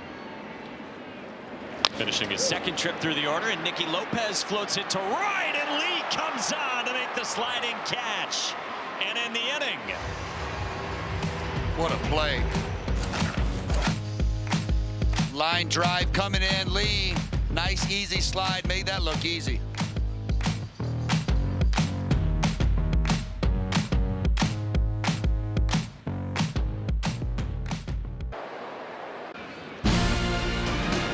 Wednesday night, 7:30 Eastern, our next MLB on ESPN broadcast. Paul Skeens and the Pirates against the Brewers in Milwaukee. Then on Thursday night at 7:30, the Twins and the Royals in KC. Both games live here on ESPN, and you can stream MLB on the ESPN app. We will fire up Adam Ottavino's private jet, and we will fly ourselves to Milwaukee, gentlemen. Yes, we will. Where's that thing parked? I've been looking for it. Christian Koss lines one into left. Wyatt Langford got a great jump and makes the catch. There's going to be a replay home. Back-to-back great plays. We had one in the last inning, and a great play here for Langford, just staying low. Watch, he keeps his eyes down, gets his eyes down with the ball, glove out in front, gets leather on it, and slides to finish. A little barrel roll. Nice play by Langford and left. He's been one of the best in the league at jumps, like immediate reaction off the bat. He showcases it there, as well as the fundamental of kind of getting underneath that ball, to your point. Really nice slide. That was a great jump. The importance of eyes down, you said that? Yeah, What? I just feel like your eyes are what tell you everything. We talk about infielders getting down with the ball. I remember catching, sometimes you get too tall and you're not on level with or on plane with the baseball. You want to get as low as you possibly can. Watch his legs, eyes staying focused on the ball, and his head's not moving. Being able to kind of get down that position as you're at full speed run is really impressive, and why he's such a good athlete. Here we go. I was having Ron Washington go over his little infield routine, and he was talking a lot about getting his eyes down with the baseball. Nate Furman to third, and Ezekiel Duran makes the play and takes away what would have been the first big league hit for Furman. The solution. Ezekiel Duran, I love that nickname. Self-proclaimed. Hey, you know what? That one works, man. He's played all over the field. Any problem that Skips have, he has been the solution this year, no doubt. They got the t-shirts and everything for La Solucion. The solution, Ezekiel Duran, who has played all over the place. Jung-Hoo Lee takes strike one from Cal Quantrill. Skip Schumacher was telling us that they've had Ezekiel Duran catching off one of the Traject pitching machines, and that it's honestly very good behind the plate. And his eyes lit up when he talked about that. It was impressive that you see how many different positions he's played, and the fact that there's might add catcher to it is even more impressive. Skip said it's real with a real arm strength. Like late in the game, they might go to that at some point, it sounded like. Well, he's got all the tools, and oftentimes middle infielder hands do translate to behind the plate. My emergency when I was managing was Javi Baez, because I feel like, one, he's a magician, and two, like, it's the hands. Those guys, you won't want to stick bad hands back behind the plate with the stuff that pitchers are featuring these days. Tony Walters was a great example of a guy I played with who was a converted middle infielder. Unbelievably quick release. The hands definitely played behind. Russell Martin, I came up with the Dodgers, or he came up behind me in the Dodgers, third baseman, and turned into a great catcher, obviously, but the hands were real. Did you ever get Javi in the gear? No. I don't know. It was kind of one of those, I put it in my back pocket. You know, I told him, he said, "Papi, I'll do whatever." Okay. Whatever you need. That's how most of these guys are wired. Well, 2-2 on Jung-Hoo Lee, who homered his last time. And this is hit into left center field, base hit. Jung-Hoo Lee 2 strike, 2 out single, and his second base knock tonight. Let's check in with Kevin Connors in the studio.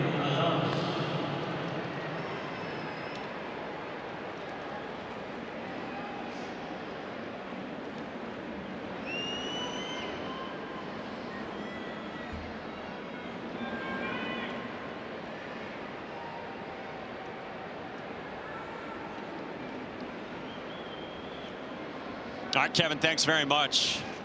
What do we think about the Yankees, and who's your guys' favorites in the American League? I still like, you know, if they get those guys back healthy, we talked a little bit. Obviously, the Red Sox are on fire and made some really impactful moves. The Rays did a really nice job, but if they get Judge back, Stanton to go along with, you know, the additions they've made, Bellinger obviously is a real big piece. They got to get some guys healthy, but that pitching staff, to me, Otto, is top notch. Yeah, I'm with you. I think it all hinges on Judge. Wynn sells his throw into center with Jung-Hoo Lee pressing the issue, and now he's 90 feet away over at third. I mean, the Yankees have a nice team overall offensively, even without Judge. Garcia was a nice pickup. They'll get Bellinger back, surely. Hopefully they get Stanton back. But without Judge, it really limits their ceiling, in my opinion. And we haven't had a lot of great news about him, but hopefully he can come back and impact this pennant race. So stolen base and an error on Austin Wynns, and now a man at third for Willy Adames. Adames walked his first time and then grounded out to short. 2-0 from Quantrill.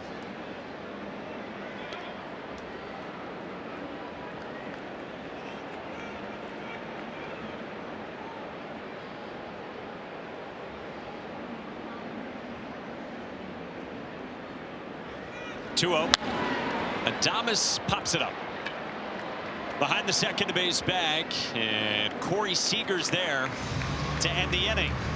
Quantrill leaves Lee at third, and we are halfway through from Globe Life Field.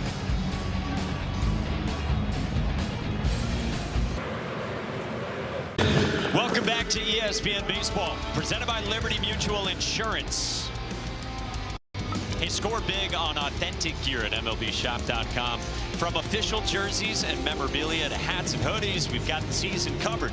Scan the QR code or visit MLBshop.com, the official source for your favorite team gear.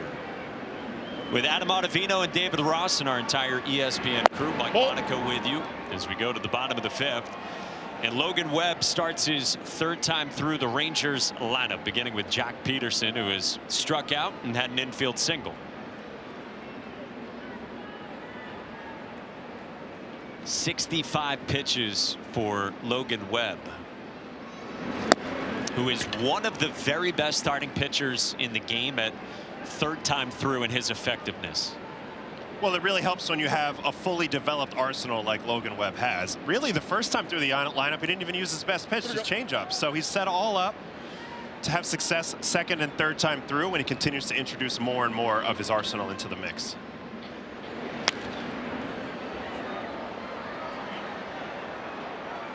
Well, I was just about to say, when we started that inning, you probably will see the changeup show up a little bit more this third time through. 1-2. And then he starts Jock off second pitch with a nasty one down and in. And so he's gone cutter, changeup, cutter so far on Jock Peterson. 1-2. Rope to right. Lee, a good jump on a sinking line drive, and he makes the catch. Yeah, the lights got him right here for sure. These LED lights, they're great, but we can't look right in them. And if you do, when you're trying to catch a fly ball, you're going to be totally blinded. I'm pretty sure that's what happens to Lee right here. Yeah, you see him get a really good jump. He sees it right off the bat. You see him have to pull it right there. Tried to stay with it. Looks like he got it pretty clean. You see here, he loses it right in the light, stays with it. Right in the basket, no problem, easy. Easy. Made that look easy right there at the end. That's got to be a tough, tough visual from out there. Boy, you worry about the wrist, too. But Jung-Hoo Lee makes the play behind Logan Webb, who starts out with strike one to Wyatt Langford.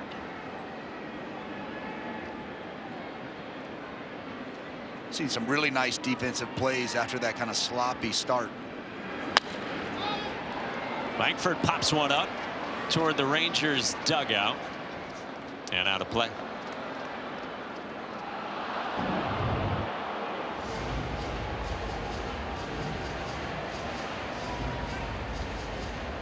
Oh, and to turn it over there last second, you're right, that wrist, he is lucky he didn't hurt that wrist, but to turn the glove over there last second's a really nice adjustment.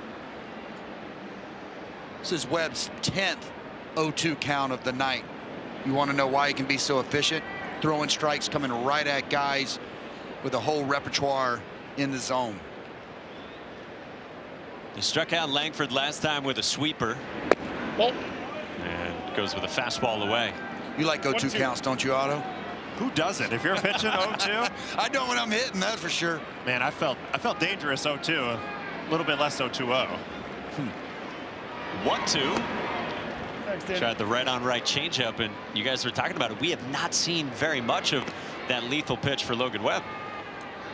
I think he's felt so good with the sweeper early on too, that started with just fastball, cutter, the four seam up, mixed in the sweeper for the punch out. A lot of swing and miss with that sweeper, but his go-to is that change. And his strike three called, and Langford will challenge this. It's a batter He challenge. might have a good case.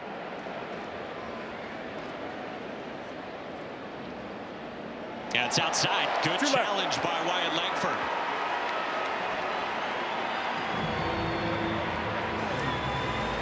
Yeah, Logan had 3 chances to freeze him on the outside corner once he jumped ahead 0-2. Just missed by a little bit. So now I think he circles back around to the sweeper probably. But nice eyeballs right there by Langford. It's Logan Webb's first 3-ball count since the first inning. Payoff pitch to Langford, and he got him with a fastball up in the zone. Strikes out Langford for the second time. Let's check in with Kevin in the studio. Well, Otto, you mentioned it.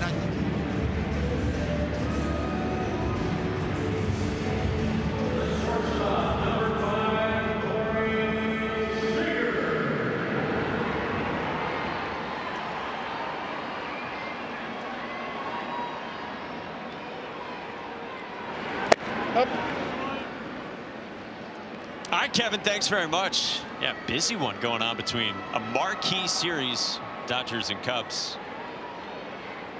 So Langford strikes out. Now Corey Seager. 1-0. And we were saying, Langford. Yeah, I just think what makes Webby so tough, one, you've got a 3-run lead here, and he's been able to flip in that sweeper that Otto was talking about, but he just comes with a four-seamer right down the middle. He's got so many weapons that you're trying to stay ready for and keep up the middle. It's just really difficult from a hitter when he has that many weapons. Look here, just grabs it, four-seamer and a little two-seamer right down the middle. You just don't know what to look for off of him. It's both sides of the plate. It's up, it's down. His change of speeds. That's why he's so great. Corey Seager's third look at Webb. Strikeout on a fastball in the first, then a single. And pull side ground ball here at Oslevis Basabe. 1-2-3 for Logan Webb in the fifth. He's through 5 shutout on the road in Texas.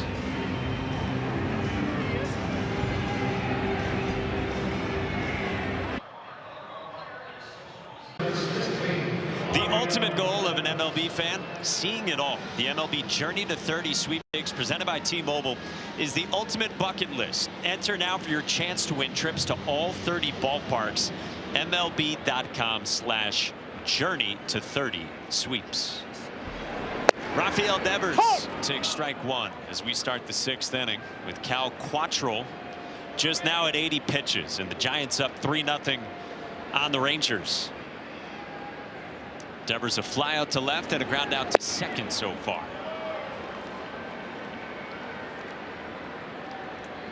Cal's throwing the ball well. I mean, same amount of pitches as Webb, a couple errors, miscues behind him, and the 1 home run to lead, but he's navigated the lineup really well.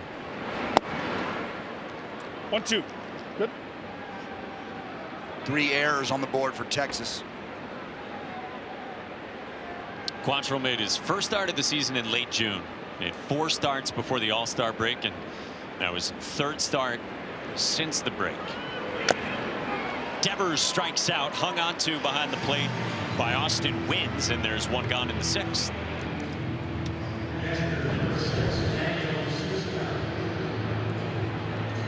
Really nice screaming 4-seamer up and away to that swing through location versus a lefty. We talked about Quantrill and his lack of whiff first couple times through the order, and picks up 2 in that at bat. So trending in a nice direction here. Daniel Susac now. Down. Was that screaming 4-seamer I heard? Did I hear that right? Hey, 94 is gas. I don't know what you guys think, but that's gas. Oh, it absolutely is. That ball was screaming the whole way to the plate. I just like the terminology. Yeah, there you go. It's like that baseball from Major League, you know, with the mohawk. Yeah. Pulled to shallow left. Langford drifts in. 2 down for Cal Quantrill.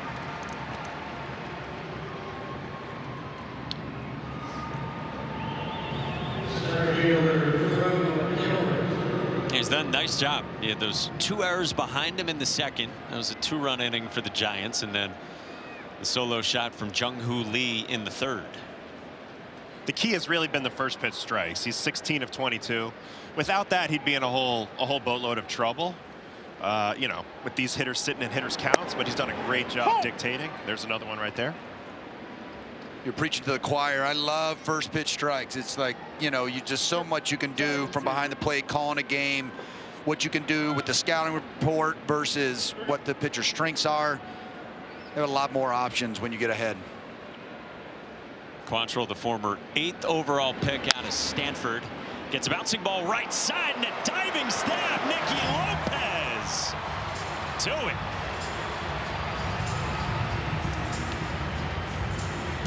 Rangers been flashing leather everywhere, all over the field, along the outfield. Nicky Lopez here lays out, short right field for the out. Nice play.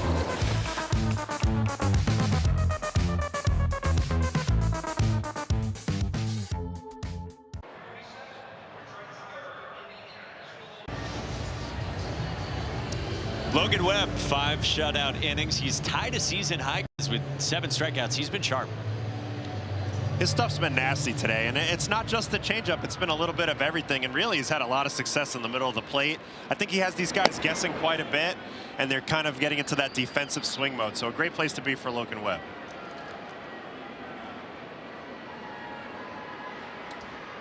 Good. 80 pitches. He goes 4, 5, and 6 here, starting with Brandon Nimmo, who was struck out swinging and popped to 3rd. We get nice running commentary from Dan Iasonia behind the plate. We got to stop the pitch clock. We got to make sure everything's aligned here before the 1-0. There should be a game where we mic up the catcher and the umpire and just hear some of that dynamic. I think it'd be really fun. A veteran catcher, veteran umpire, and just I miss some of those conversations back in the day. Dan's a great guy.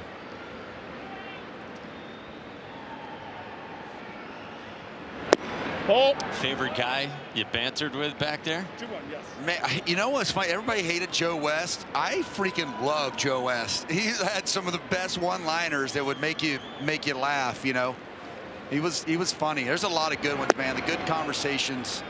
The ones that would talk to me, I really like. Some guys just don't like to talk, and it just gets kind of boring back there. But I used to love kind of interacting with those guys, and they want to get it right, so they have real conversation with you, ask you real questions.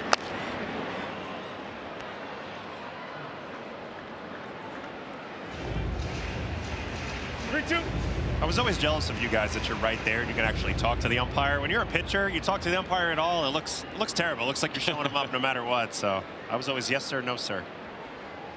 3-2, and Nimmo strikes it well. Right field with Lee back at the wall to make the catch. 1 away.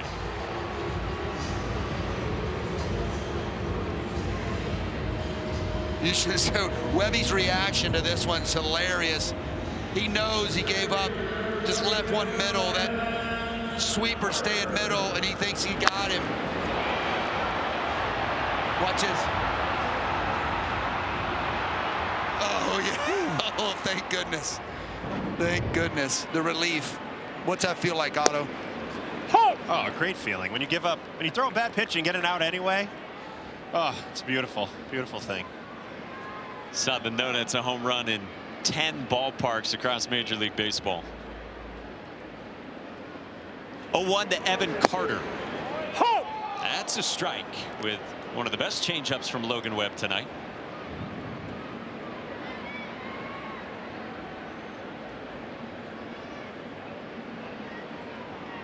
Carter has grounded to first and he has popped to short.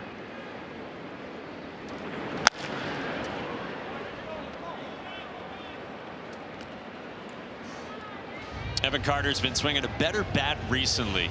Go back the last week plus 9 for his last 23. 5 RBIs, some stolen bases in that time. He had said in late June that he was feeling really confident and that it was about to be good for him offensively. Nope. Lays off there. 1-2. Well, he's still only 23 years old.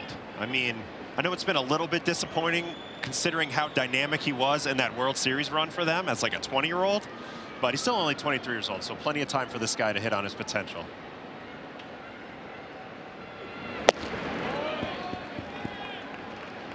Yeah, postseason hero in 2023. Yes.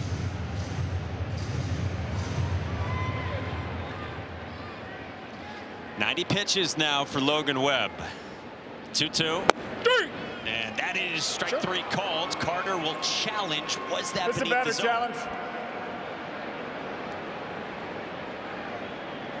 I think it was just down, and it was, so it's a full count on Carter. Yeah, I thought this was good baseball all around. Good pitch choice by Webb to go to the backdoor sweeper for Freeze. Essentially executes the pitch, but it's a hair low, and Evan Carter uses his supreme strike zone judgment to negate that. So good baseball all around right here. Payoff pitch, and Carter got a piece of that on the changeup.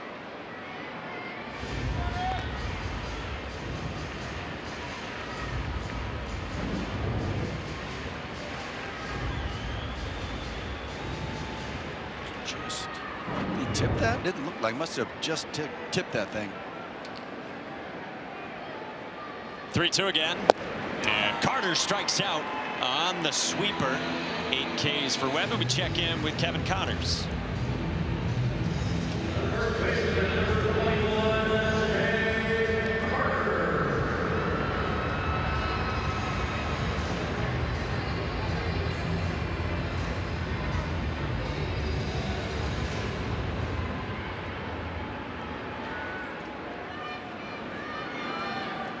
Up.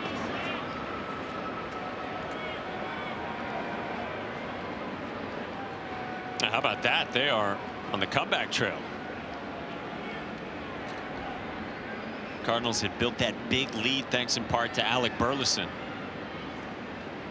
Jake Berger, the batter. Ball up. And he takes outside a right-on-right changeup there from Webb, nearing the end of the road. Yeah, I've seen Webby check his pitch count a few times throughout his outing because, you know, he wants to get as deep in this game as possible, but hasn't quite been the easiest, most efficient outing despite the dominance. He gets a pop-up right side into short right. Jung-Hoo Lee calls off Oslevis Basabe, and the inning's over. 8 in a row set down by Logan Webb through 6 shutout tonight.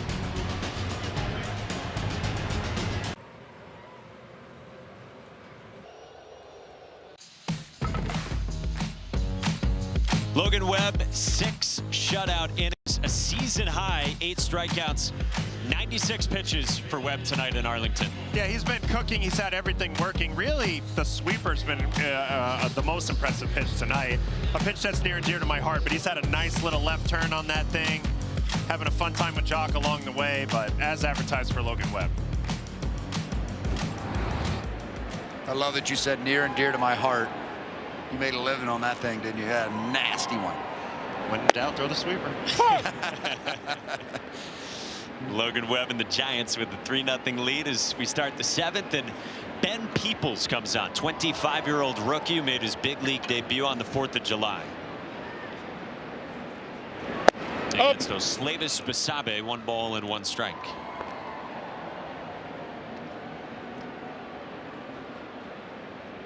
Basabe, a sac fly to right and a single to the pull side his last time.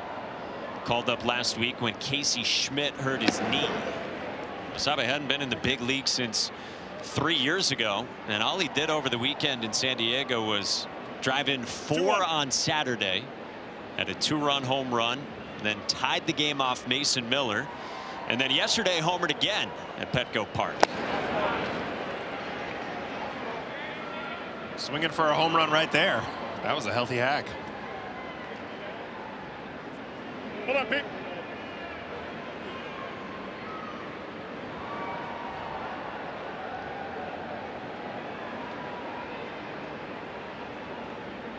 Peoples 2-2. And Basabe pops one up foul.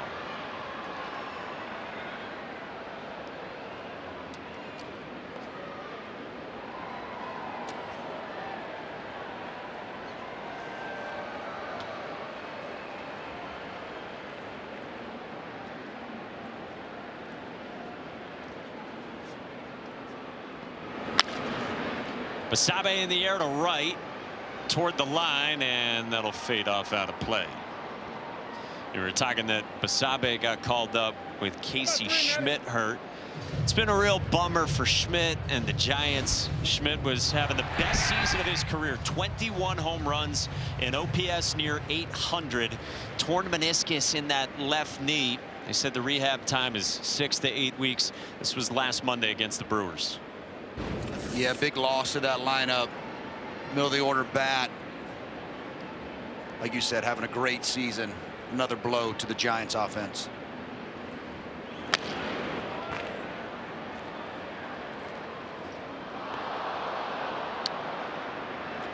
Thank you.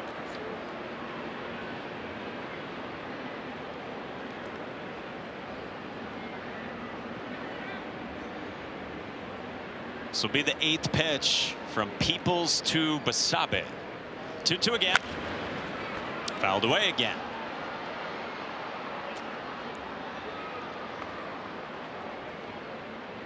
Five straight foul balls here from Basabe. Probably a slider out of the zone here. Just beneath the zone and just fair for Austin Wins to finally retire Basabe. We check in with Kevin.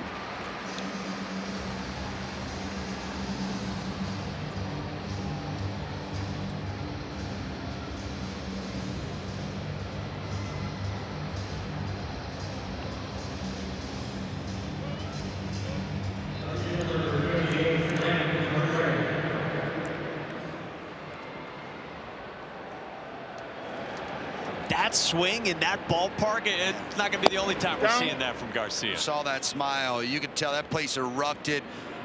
There's not too many places that are getting loud when the offense is rolling in New York. You probably know that really well, Otto. I can feel the reaction of the crowd from Texas. I mean, the bleacher creatures had to be tossing beers on that one. That was electric. You saw it on the Caballero home run. Place was erupting and then just going nuts for that from Garcia. It's got to feel good to go over to a new team and contribute your first game. Yeah, what a first impression. 1-2 on Grant McCray. He's 0 for 2, couple ground outs. If you're just joining us, notable trade deadline moves today. Guys, how about the Red Sox, too? And how much Craig Breslow is pushing the chips in with that move for Adley Rutschman. I worked with Brez and won a championship with him in Boston. And he is not scared to pull the trigger, as you know well. And he believes and stands by his beliefs. And he's going to do the things that contribute to winning. And I think he believes in the moves he's made, and he believes in that group, obviously. 2-2. It's a full count here on Grant McCray. Let's bring back in Kiley McDaniel. Kiley, your overarching thoughts. The dust has settled for you for the last couple hours on deadline day. What stands out to you? Hi, everyone. I'm back. Going to the car wash. Yeah, I think the biggest thing a lot of people are going to take away from this is seeing the Skubal deal and then seeing the Rutschman deal. And in my opinion, I think most people's opinion, the package for Rutschman is actually a little more than the package for Skubal, which I think shocked a lot of people. I'll let you guys talk about this challenge going on right now. Yeah, it is still a ball. Unsuccessful challenge, so a walk for McCray, and carry on, please. Yeah, so the difference is that Skubal is a elite pitcher. Rutschman comes with one more year of control, and for whatever reason, I don't totally understand why yet, there was not a bidding war amongst 3 or 4 teams to try to get Skubal and one-upping each other. And for the Rutschman deal, it just seems like Boston was really motivated. Baltimore had a really high price on them. And I was actually just on Buster's podcast saying that coming up to the trade, there was some speculation in a group chat I was in with some different writers that Ianson and Narvaez would probably be the deal for Rutschman. And then they added 3 more players on top of it, and 2 of them in the top 200 prospects in baseball. So I just think that because those are big markets and big time players, I think that's going to be the big takeaway for everybody, is that Rutschman fetched more than Skubal did. But that's a little bit of the why, and also part of it is we don't understand why yet. What other teams, Kylie, do you really like what they did at the deadline? Was just speaking to some teams about what St. Louis did. They have a player to be named that should be a good one as the 3rd player in the deal with Arizona for Lars Nootbaar. They got an incredible return, 2 possible top 100, top 150 players from Milwaukee in the deal for 2 pitchers. Alexander Frias is the big name that might be in the middle of the top 100. Is still in the low levels of the minors, has electric bat speed, is one of the more exciting sort of rising names in the lower minors that a lot of people were shocked was available in a trade from Milwaukee. But they also have one of the best farm systems in baseball, so they have to trade somebody. That's massive, and honestly a little surprising for me, because that's a division foe. I mean, that's going to come back to maybe potentially be a factor down the line in the NL Central. So interesting to see so much value go in both directions in that trade. Well, I know they were in, the Red Sox were in on Joe Ryan last year and lost out right at the end, trying to add some real depth. So I don't think Craig, with the way the team is playing, felt like he was going to miss out on anything this year. Yeah, I think there's definitely been a lot of criticism of what had been going on in Boston, and then this huge win streak comes along. And so obviously, I think one of the things we saw, another, I guess, sort of takeaway from what happened today, is a lot of teams were open to trading 2 or 3 good prospects for a rental or a short-term control of a guy, and then doing it 2 or 3 times over and trading like 8 or 10 prospects. Like, there were a number of teams that did that I think 3 or 4 years ago, not that many teams were willing to do it, and it was sort of prospect hugging, to use the popular term, more than they should. And now I think teams are pushing their chips in a little more than we've seen in the last few years.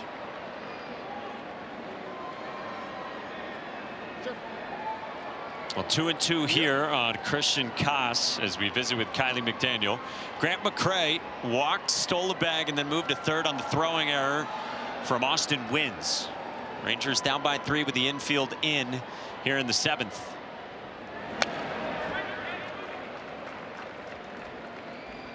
Kylie, in terms of prospects on the move, what names do you think that the casual fan should maybe start to get acquainted with, that you are really buying stock in, or maybe that has the best path to major league impact soon? Yeah, I think the 2 big trades, the Rutschman trade and the Skubal trade, both are chock full of guys to keep an eye on. The best prospect, in my opinion, that was traded, it was sort of close between 3 or 4 guys, is Zaire Hope, the headliner in the Skubal trade, going to Detroit from LA. He actually went from Chicago to LA in the Michael Busch deal, and that's how the Dodgers were able to get him. He's got a chance to be a guy that can hit, 260, 25, 30 homers and play right field. Another guy with huge bat speed, good athlete. He's the guy to keep an eye on that could be in the big leagues as soon as the second half of next year. That second guy on that list, Arjun Namala, another guy that I wrote a feature on. He's a pastor with the family, members that came from India, grew up actually visiting family in India and playing cricket, and then was a first-round pick. I wouldn't say scuffled, but didn't quite meet expectations early in his career, really came on, has even taken another step forward this year.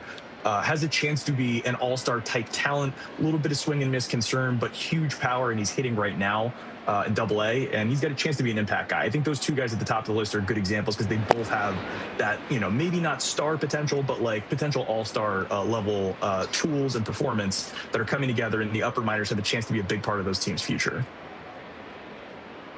Yeah, Kylie, this is the first time we've really seen the Angels make this type of move, and really all these moves in general that they just made at the deadline. What do you think about the total haul that they got back in terms of building blocks for the future? Yeah, they did a nice job. We saw in the draft that they had a different approach than they normally do, not going with a quick moving college player, but picking a high school player, actually one of the youngest high school players in the draft with their first pick.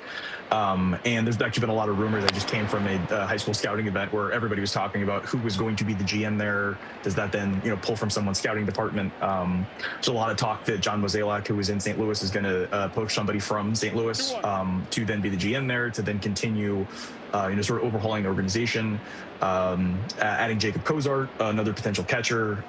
Yeah, they got a number of guys, and I think the outlook there has shifted ever so slightly, and I think they are continuing to turn things over in a positive way, which I think also mirrors a little bit of what's been happening with Colorado, who was, I don't think it's unfair to say, a bit of a laughingstock in a lot of ways. And now just in their first year, I think are now getting up to speed in some ways, correcting some things, building on what was working. I think we might see the Angels going through some of that over the next couple of years. It's somewhat in parallel, just behind Miami redoing some stuff. There's been a number of teams that I think have been in really bad spots that have then brought in a new group that have been able to overhaul a lot of things and start moving in the right direction.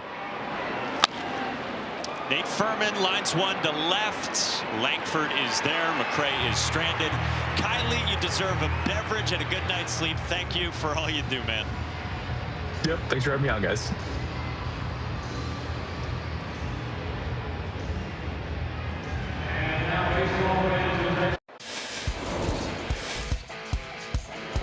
Logan Webb's night is done, but incredible work by him, and featuring the sweeper today. A nice little left turn, used it versus righties and lefties. Was able to get 6 outs on the pitch, including 4 strikeouts. You can really see it here. Late action, pretty fast for a sweeper with a beautiful left turn. So it's 6 shutout, season high 8 strikeouts for Logan Webb, and now hands the ball off in the bottom of the 7th to Keaton Wynn. 28-year-old reliever posting the best season of his big league career.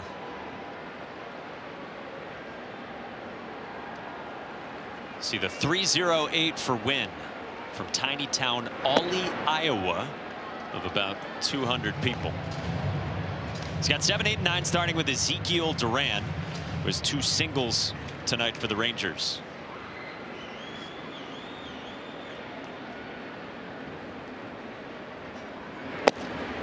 Ho! 2-1.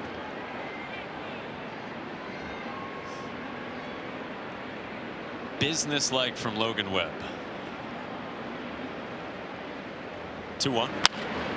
Durant, hot shot past the dive of Christian Koss, caroming in the left. Durant digs for second, and a leadoff double. 3-hit day, Ezekiel Duran. That ball was smoked.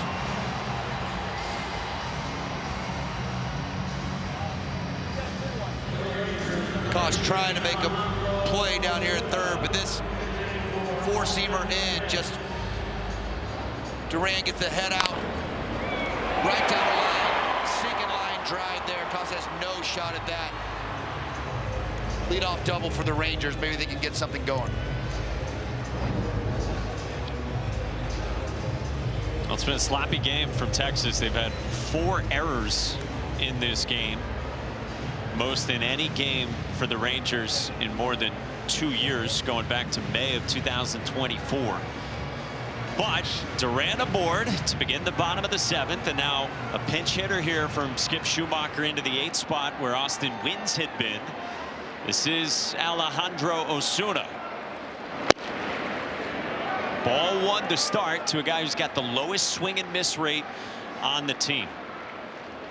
I think this is a good moment for Skip to fire Ozuna here. If they can get one more base runner on before they flip the lineup, they're 1 swing away. On the ground at second, Basabe for the first out. Duran to third. We check in with Kevin.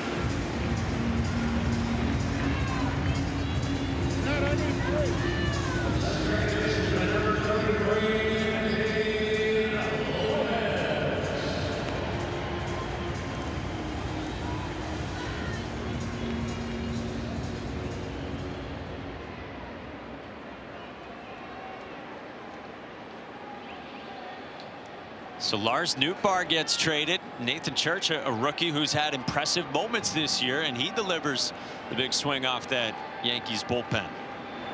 When you look at that score and you think Cam Slittler's starting, that's not the score you're thinking is going to be up there on the board. But back and forth right now in the Bronx. Exciting one. Meantime, here in Arlington, Rangers with their first runner at third with Duran over there for Nicky Lopez. 0 for 2 so far. That's called a strike, up and in from Keaton Wynn.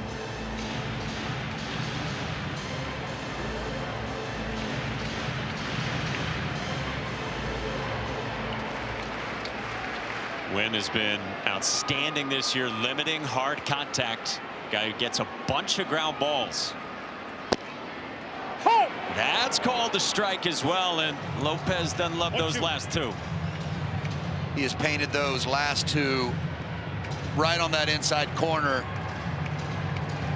Sets up that down and in. Ooh, that's really close.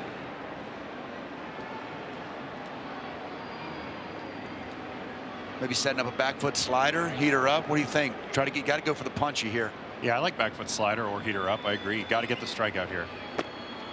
Nasty with that splitter, diving away from Nicky Lopez for out number 2.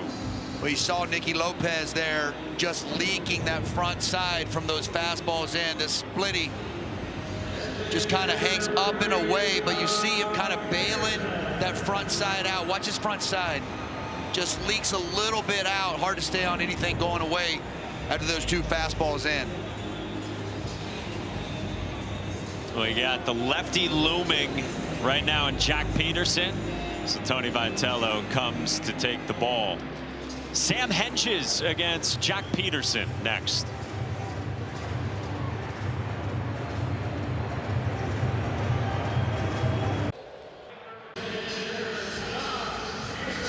Sam Hentges comes on for a left-on-left match with Jack Peterson. Hentges, who went an inning and a third yesterday, 19 pitches in San Diego.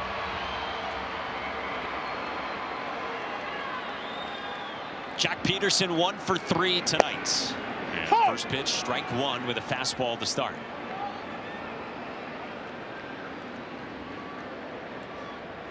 Strikeout in the first, infield single, hard hit in the third, and then a line out to right field last time in the 5th. Nope.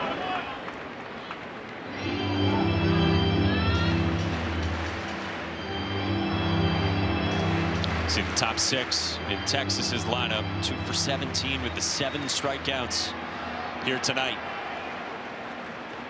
Ezekiel Duran at third. Jock Squares pulls back and takes strike 2. 1-2.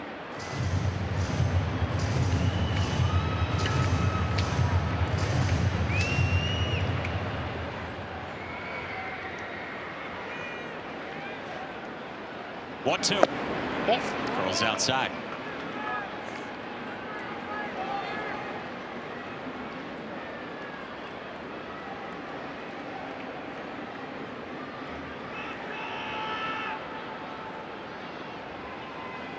Two. Peterson strikes out, and the Rangers leave a man at third as Sam Hentges comes on and does his job in the left-on-left. Better than ever. When I'm looking at you, I'm better every way. Better than ever. Got a smile like sunshine, brightens up the darkest of days. Yeah, when we're together. Well, that's the way I feel.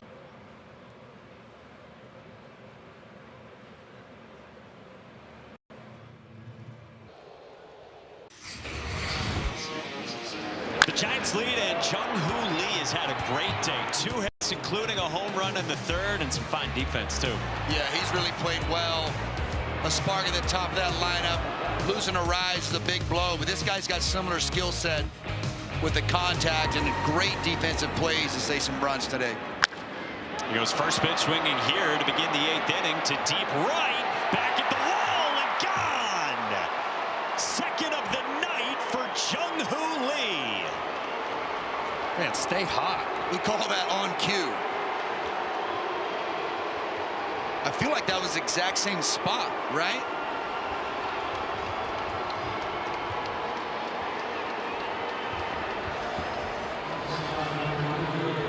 Well, he welcomes Peyton Gray to the ball game quite rudely here. Perfectly on time to barrel up this first pitch. And yeah, right about the same spot as the last one. 2-homer game for Lee. What a performance. And now first pitch swinging Willie Adames, and a busy start for Peyton Gray into the game. Corey Seager there for the first out.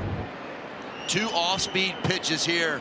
Again, just speeding up the barrel. That's not a bad pitch. Backdoor, down, Lee all over that, looking for something out over. And another no-doubter, just hard line drive in the right center gap for a second home run.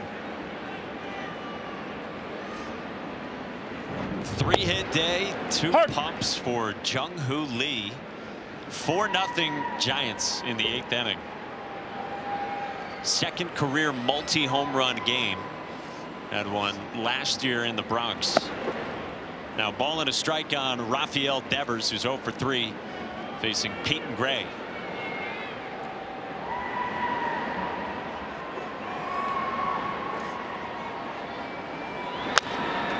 Roll over at first, and Jake Berger to the bag. 2 down behind Gray, and back to Jung-Hoo Lee.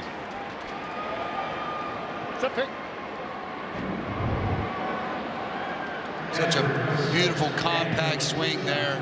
Not known for his power, but just the efficiency of the swing, staying inside it. Again, trying to stay up the middle, and the ball just speeds up the barrel for a second home run. It had been 1 home run in Jung-Hoo Lee's previous 32 games. 2 here in Arlington, and a 4-run lead for the Giants. The grandson of the wind. Yeah. What a nickname. We've had some good ones today. Solution, grandson of the wind.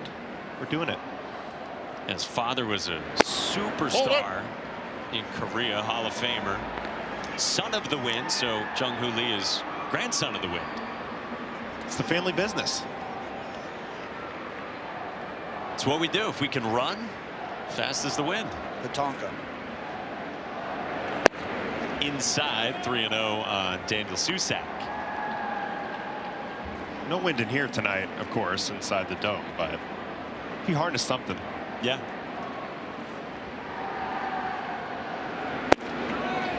Four-pitch walk, and Susac is on. Yeah, Rossi, your first trip here to this place Globe Life Field. What do you got? That's beautiful. It is big. That is for sure. Fits Texas.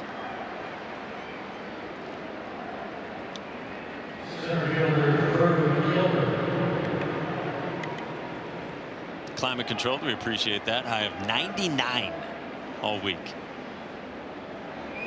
2 of the hottest games I ever pitched in my entire career are in the ballpark across the street. So I, for one, am thrilled with the new ballpark. I love the air conditioning. One less thing to worry about. Big booth, great view. I bet this place can get loud in a postseason. 74 perfect degrees inside.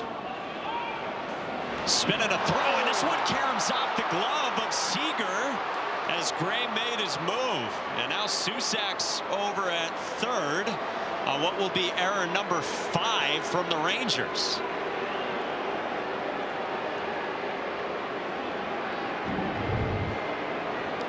Never know what the ball looks like, but nice job at doing it, handling your composure. And just a drop from Seager. It's like a really good throw. Looks like he just took his eye off it last second. Very uncharacteristic of this Ranger team. Yeah, Billy. You would kind of make an excuse if San Francisco was playing like this with all the moves they've made, some of the emotions they've went through today, but feels a little different when it's happening to the home team here in Arlington. Drew Gilbert floats one into left. Wyatt Langford comes on to end the inning. Jung-Hoo Lee, grandson of the wind, going deep twice tonight.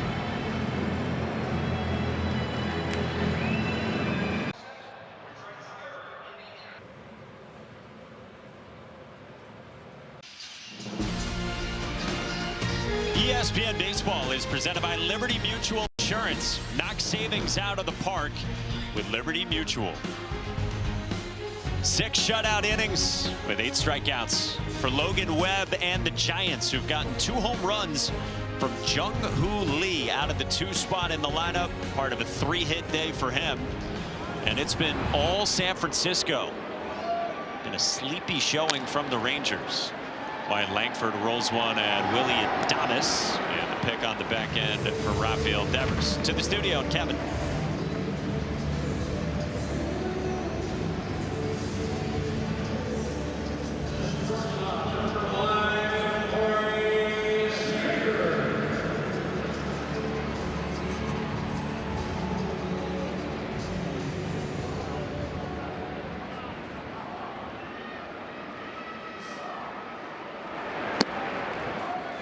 Have a day. Man. And the Cardinals did some selling. Newt Barr and Dustin May. 55 and 57 after they've been one of the great stories for a lot of this season. Yeah, I mean, a lot of the moves they made the offseason going younger. And those young guys kind of answered the bell this year, having a really good season and going into Yankee Stadium like that with that energy and continue to fight. I mean, they're not out of it. 2-1. Got an NL Central where it feels like every team has been good all year. I mean, even the Reds at the bottom of the division, they're 5 below 500. Brewers at the top, 69 and 43. Start of play tonight, tied with the Dodgers for the best record. 3-1 to Corey Seager. Down. And Sam Hentges misses down, as you heard, and a 1-out base runner.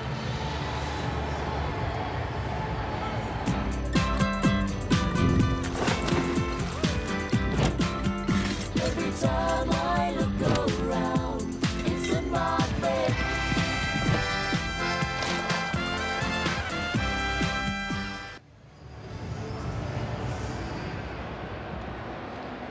So Seager on, and here's Brandon Nimmo. Off. It's a catcher challenge. From Daniel Susac. And it's a strike. 1 left.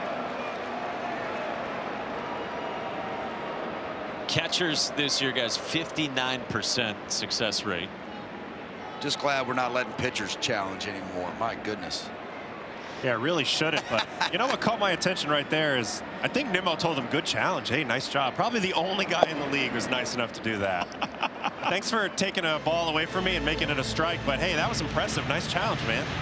That's that golden retriever energy you're talking about. Oh, that's great. Hey, man, nice challenge. Hey, man, you're doing phenomenal back here. Nope. 2-1. Brandon Nimmo, who has found a way to be so durable throughout his career. I mean, it's really like 5 years like that where he is an everyday guy, it seems like every season. So I didn't play with him during his injured time, but I played with him right as he was making the adjustment into a more durable guy. And you got to give him all the credit in the world. He really turned around his entire routine. He's such a hard worker, but he had to figure out the right amount of hard work. You know, it's not all hard work all the time. Sometimes you have to play smart, and it's not just about grinding. And he really has figured that out. Bouncer at Devers, who fires to Adames. Back to Devers, not in time, as Nimmo stays out at 2.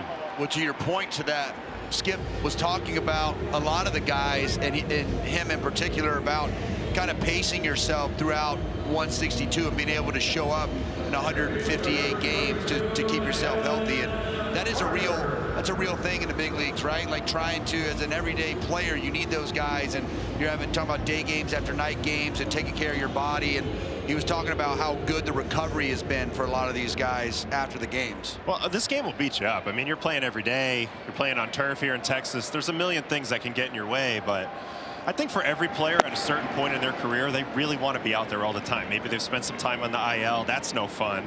And they really want to figure out the longevity piece of it. Nimmo's been able to do that, and now he's done a great job tapping into that knowledge and sharing it with his younger teammates like Wyatt Langford, who's looking to make that same adjustment. Evan Carter, the batter. Ball and a strike. Yeah, you saw Langford in there. I thought that was fascinating, talking to Skip Schumacher about that. That Langford has learned from Nimmo about kind of managing a season, and like things as simple as, do you sprint to your defensive position every inning over 162?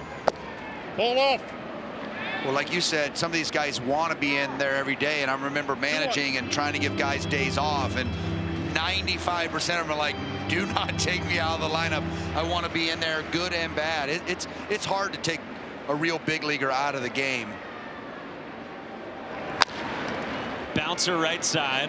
Oslevis Basabe ends the inning, and 4 outs in relief from Sam Henges. We're through 8 in Arlington.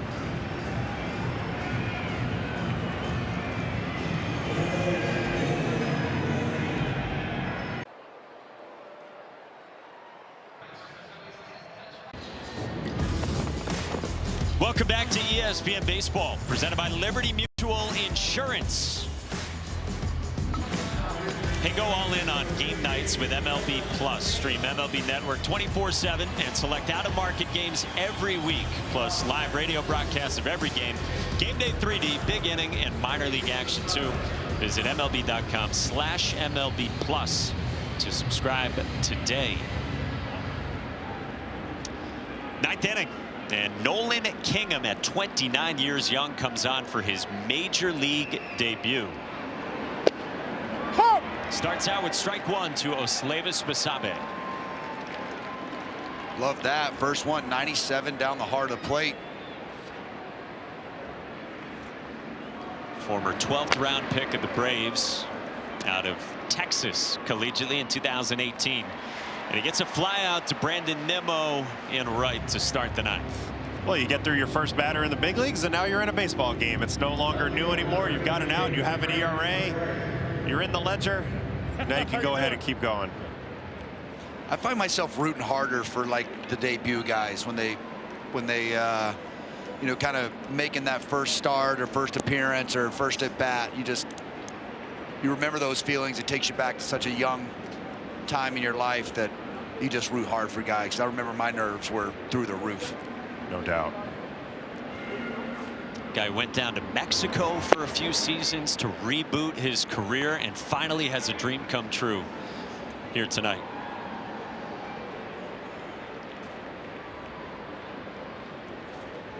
One-0 to Grant McCray.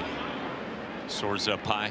Otto, for you, Rangers manager was part of your big league debut, right? Yeah, he played second base, hit leadoff for the Cardinals. So great teammate, great veteran. Really cool to see all his success as manager. It's up and away, 3-0. Turned a couple double plays for me. Help me Yes, out. please. Pitcher's best friend.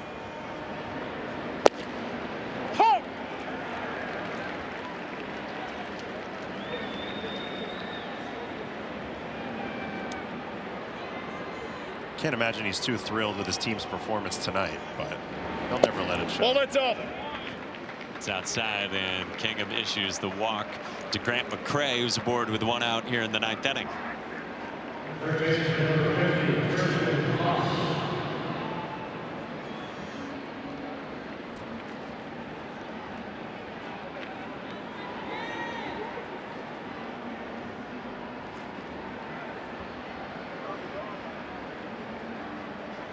So man aboard for Christian Koss, over 3 out of the 9 spot. Couple strikeouts and a line out to left. And a sinker in on the hands to start.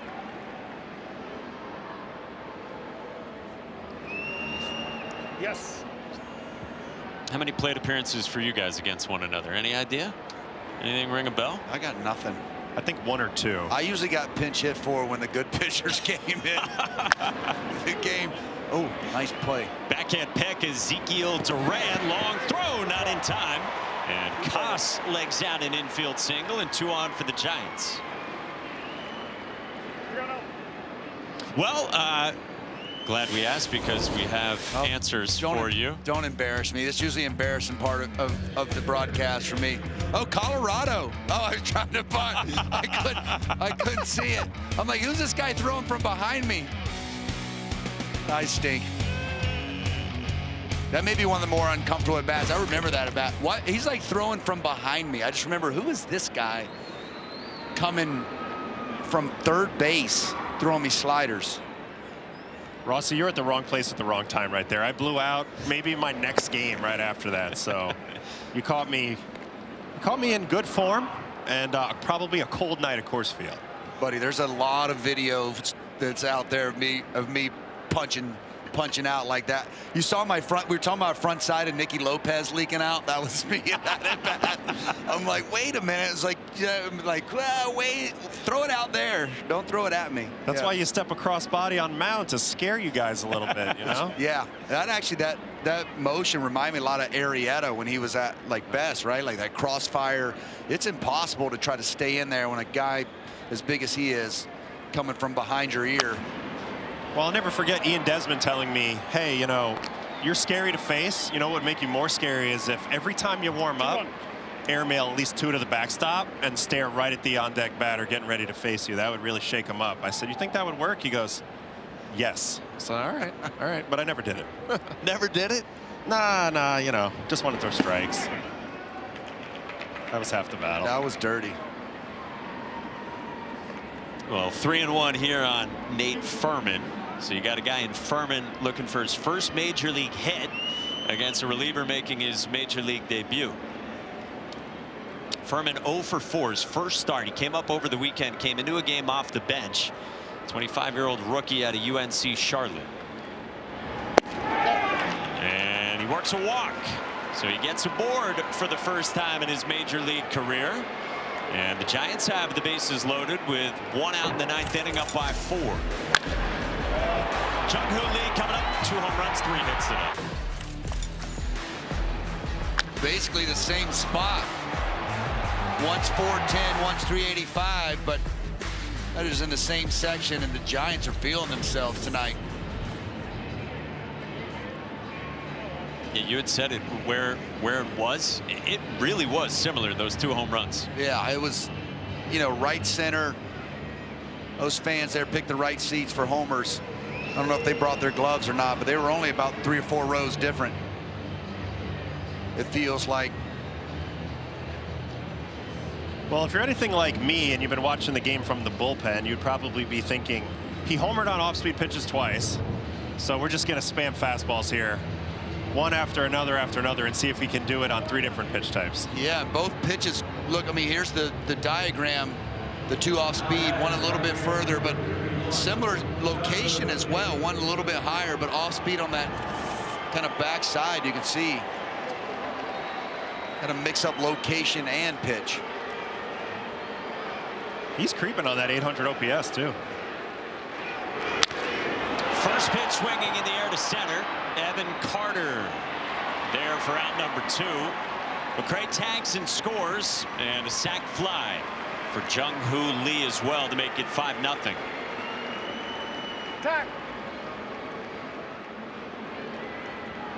Now here's a real welcome to the big leagues. Now you actually have an ERA. Right? Yeah, it's true. Ryan Dempster gave up a homer in game 6 of the game 1 of the World Series with the Red Sox. Ended up closing out the game. We beat him pretty good, but he gave a homer to Matt Holliday that still hasn't landed, and he walked out there. He's like, well, at least they know I got it. I pitched in the World Series. They know I've got an ERA. The king of does 15 pitches into his major league career. And strike 1 at 96 to start out Willy Adames.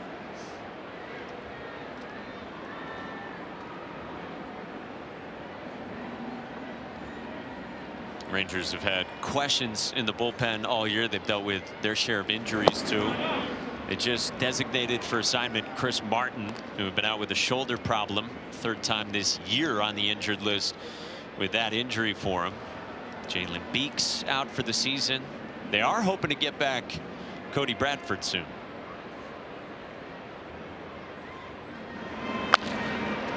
Fouled away 1-2 on Adames. 1-2.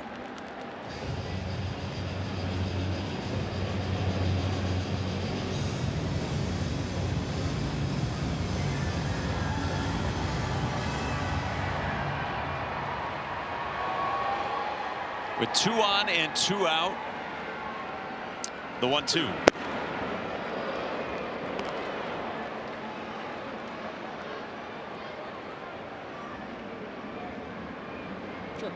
Hold on, no.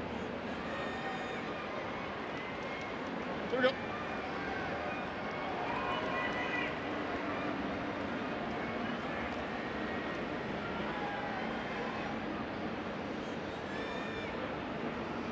The 20th pitch of this top of the 9th from Kingham. It's down, full count. Watching Kingham pitch a little bit, just the command just isn't quite there. Looks like the stuff, obviously, I'm sure there's some nerves involved and probably a little bit of relief after that first out, but came in pumping strikes early on, just can't seem to find that consistent release point tonight. Adames with a broken bat foul. And what's just kind of been a sleepy showing from the Rangers. And I guess if you would have sized it up going into the game, you would have probably thought the opposite, with the Giants selling as much as they did, the Rangers effectively keeping the team intact outside of Josh Smith getting traded. And when it sounds like they certainly explored the potential for bigger moves today. Yeah, I'm a little surprised with the way they've come out today, for sure. This trending towards their 6th consecutive loss in the middle of a pennant race. I'm sure Skip will get these guys back on track, though, and get them back motivated. Adames strikes out, and Nolan Kingham comes through with his first major league strikeout. The Giants add a run, and they're 3 outs away from a win.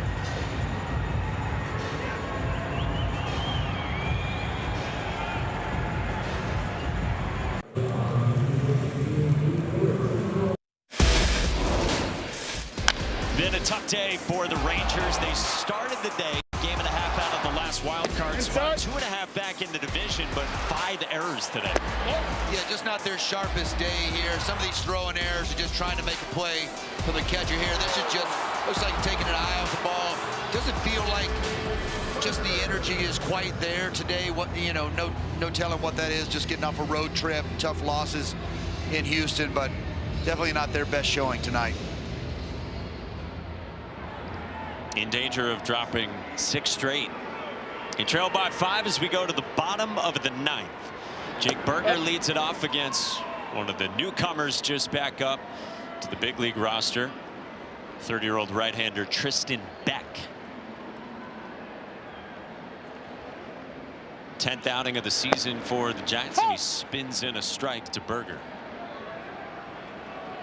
One other point on that, it does feel like sometimes when it's going bad, it's going bad. You know, we've seen a lot of good teams go through long stretches of losing this year, and some, you know, we talk about the Red Sox and how hot they are. I mean, they turn things around from being awful early on. So a lot of season left, and you're going to have some moments like this in the middle of 6 straight looking like nice play. Quick release, Willie Adames, but Berger beat it out. Adames retreated on that last hop, and leadoff man aboard for the Rangers.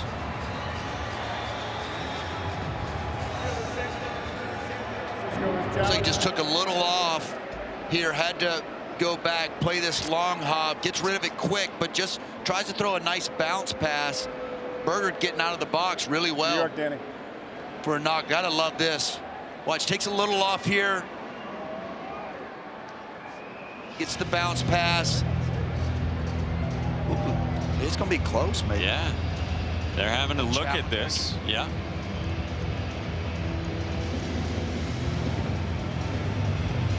Ooh, I think he got him. Berger's like, no, I got an infield hit. Give it to me. First baseman don't get infield hits. I need this one. Ball in glove, and I don't think the foot's down on the base.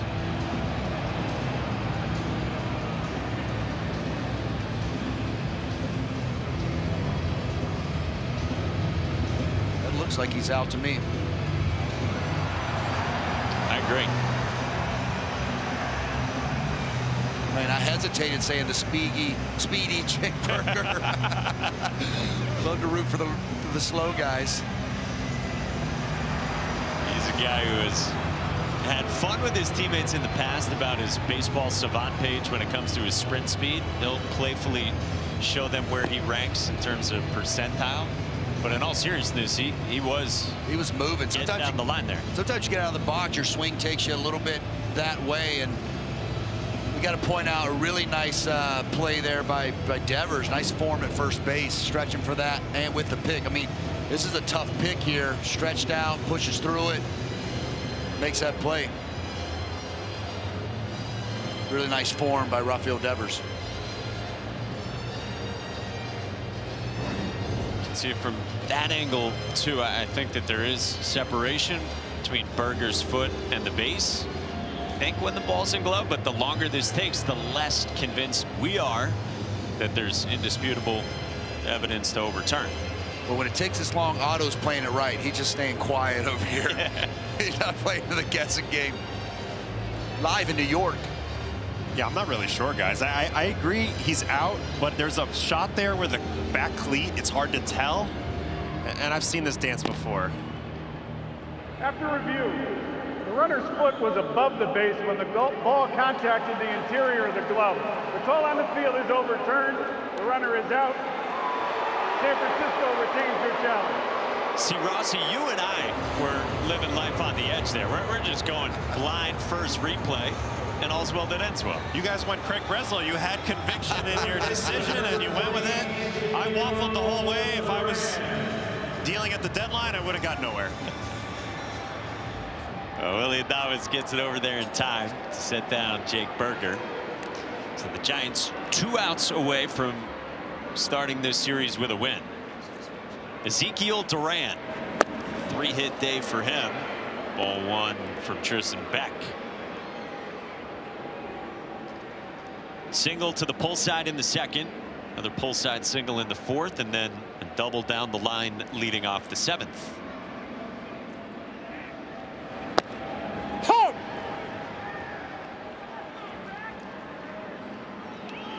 Hey, coming up after the game on SportsCenter, deadline reaction. Tim Kurkjian evaluates all the moves.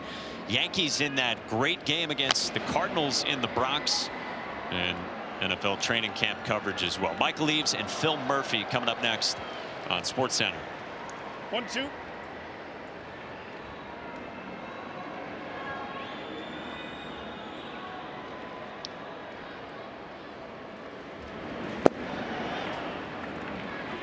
Guys, for you, overall takeaways as the dust finally settles on deadline day, who you like most surprising thing, any of the superlatives that come to mind for you? It's hard not to like the Red Sox. You know, we talked about the Yankees and their moves, but you know what Craig Breslow did. One, some stepping outside the box early on this season and making changes that he believed in and sticking by those and looking at the turnaround that the team's had is, I think, been really impressive. And then going out and putting his money where his mouth was, you know, at the trade deadline. It's exciting in Boston. Yeah, I'm a fan of what the Red Sox did, what the Cubs did, really a number of teams. I'm still scratching my head with the Schoolboy Dodgers. Nobody else wanted to step up in those sweepstakes. So we have a clear #1 team that everybody's hunting and has to try to take down. So I like that dynamic, but yeah, a little bit of a head scratcher there. Overall, though, man, just the amount, the volume, the total amount of moves made today really surprised me and sort of impressed me. And it's hard to doubt on Milwaukee. I think they're, you know, obviously one of the best teams in the game, but, you know, we're about to do their game on Wednesday. But, man, it feels like you wanted them as a fan to push all their chips in, and whether they did that or not, it's hard to doubt them because they've been winning for a really long time. But I think a lot of people in baseball that watch want to see them make a deep run in the postseason. I mean, it would have been so easy to dream on Jacob Misiorowski and Tarek Skubal as a 1-2 in the postseason. Man. Or a Clay Holmes or a Gosman or like any of the, you know, Casey Mize. I mean, just like any of the starting pitchers that moved, just going in there and adding just a real legit ace. Struck well left field by Duran and got it. The Rangers get on the board in the bottom of the 9th inning. Solo laser to left from Ezekiel Duran. 110.2 off the bat. Another one. I mean, this guy is short to the ball. We talked about the hard hit, sinking line drive he hit to third last at bat for the double. But this is just straight pulling your hands in, getting the barrel to the baseball. That was loud. 4-hit day, Ezekiel Duran.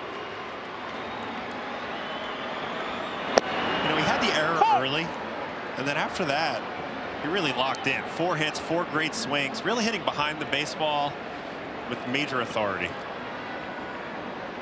Guy who's been enjoying the best season of his career, right up there with what he did for the Rangers in 2023 when he had to fill in that year some for Corey Seager. Told that you can play everywhere. And then offensively, this is a guy who didn't homer once last season. Wow.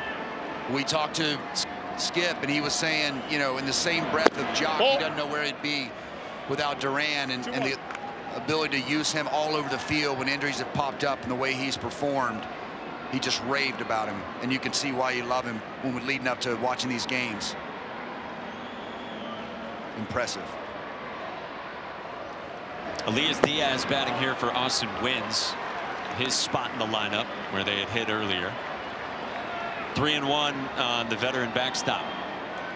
And so you got Josh Young, who's coming back soon. Josh Young ran today here in Arlington. We're going to get a challenge here from Susak. Should be a full count.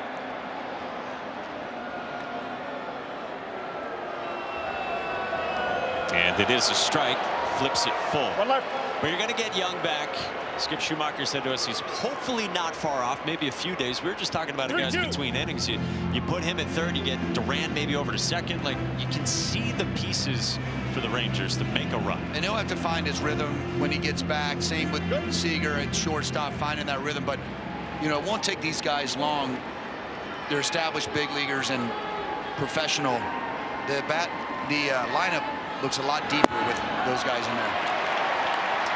Diaz works a walk, and, well, Ezekiel Duran. Wow, you said it, 110 off the bat from Ezekiel Duran. Yeah, I mean, this fastball, middle and down, right into the barrel. That is a quick hands, quick swing. That's what a baseball is supposed to sound like when it gets hit hard.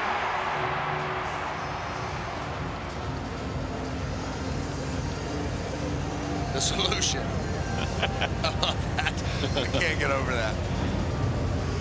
Yeah, those T-shirts have made the rounds with the players for the Rangers, and Ezekiel Duran doing his part in a night that has belonged to the Giants. Back to Arlington right after this.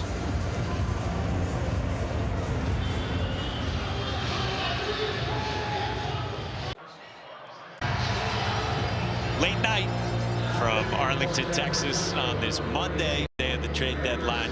Giants up by 4. They're trying to get to the finish line here. Couple outs away, and they turn to Reimer Sanmartin, just rejoined the team with all the trades, including 6 big league players that Buster Posey made today. We got a pinch hitter here for Texas in the 9th spot. It's Cam Colley. And he takes strike 1 at 92. Colley, a 23-year-old rookie, Texas native, made his big league debut at the end of June. This kid can flat out fly.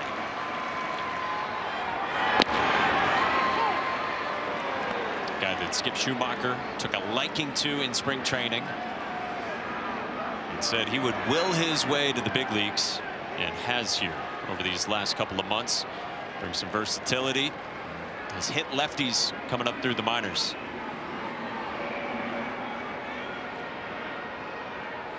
Oh, 2. Colley lays off of that.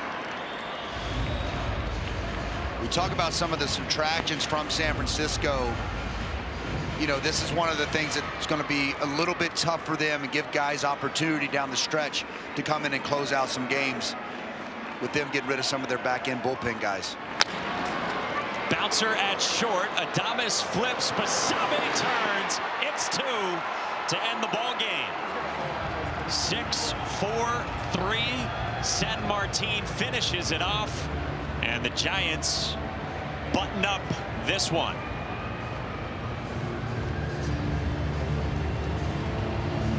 "5-1 the final. They played very well after a day of upheaval here today, gentlemen. Yeah, a lot going on, a lot of emotions in that locker room. And the Giants find a way tonight. Logan Webb, Jung-Hoo Lee, top performers, carried the club. Nice night for the Giants on a tough day overall. Yeah, a lot going on and a ton around baseball. SportsCenter's coming up. Tim Kirkjian will be there to unpack it all. For Adam Ottavino, David Ross, and our entire excellent crew led by Andy Jacobson and Billy Proctor, Mike Monaco saying so long. SportsCenter with Phil Murphy and Michael Eve starts now.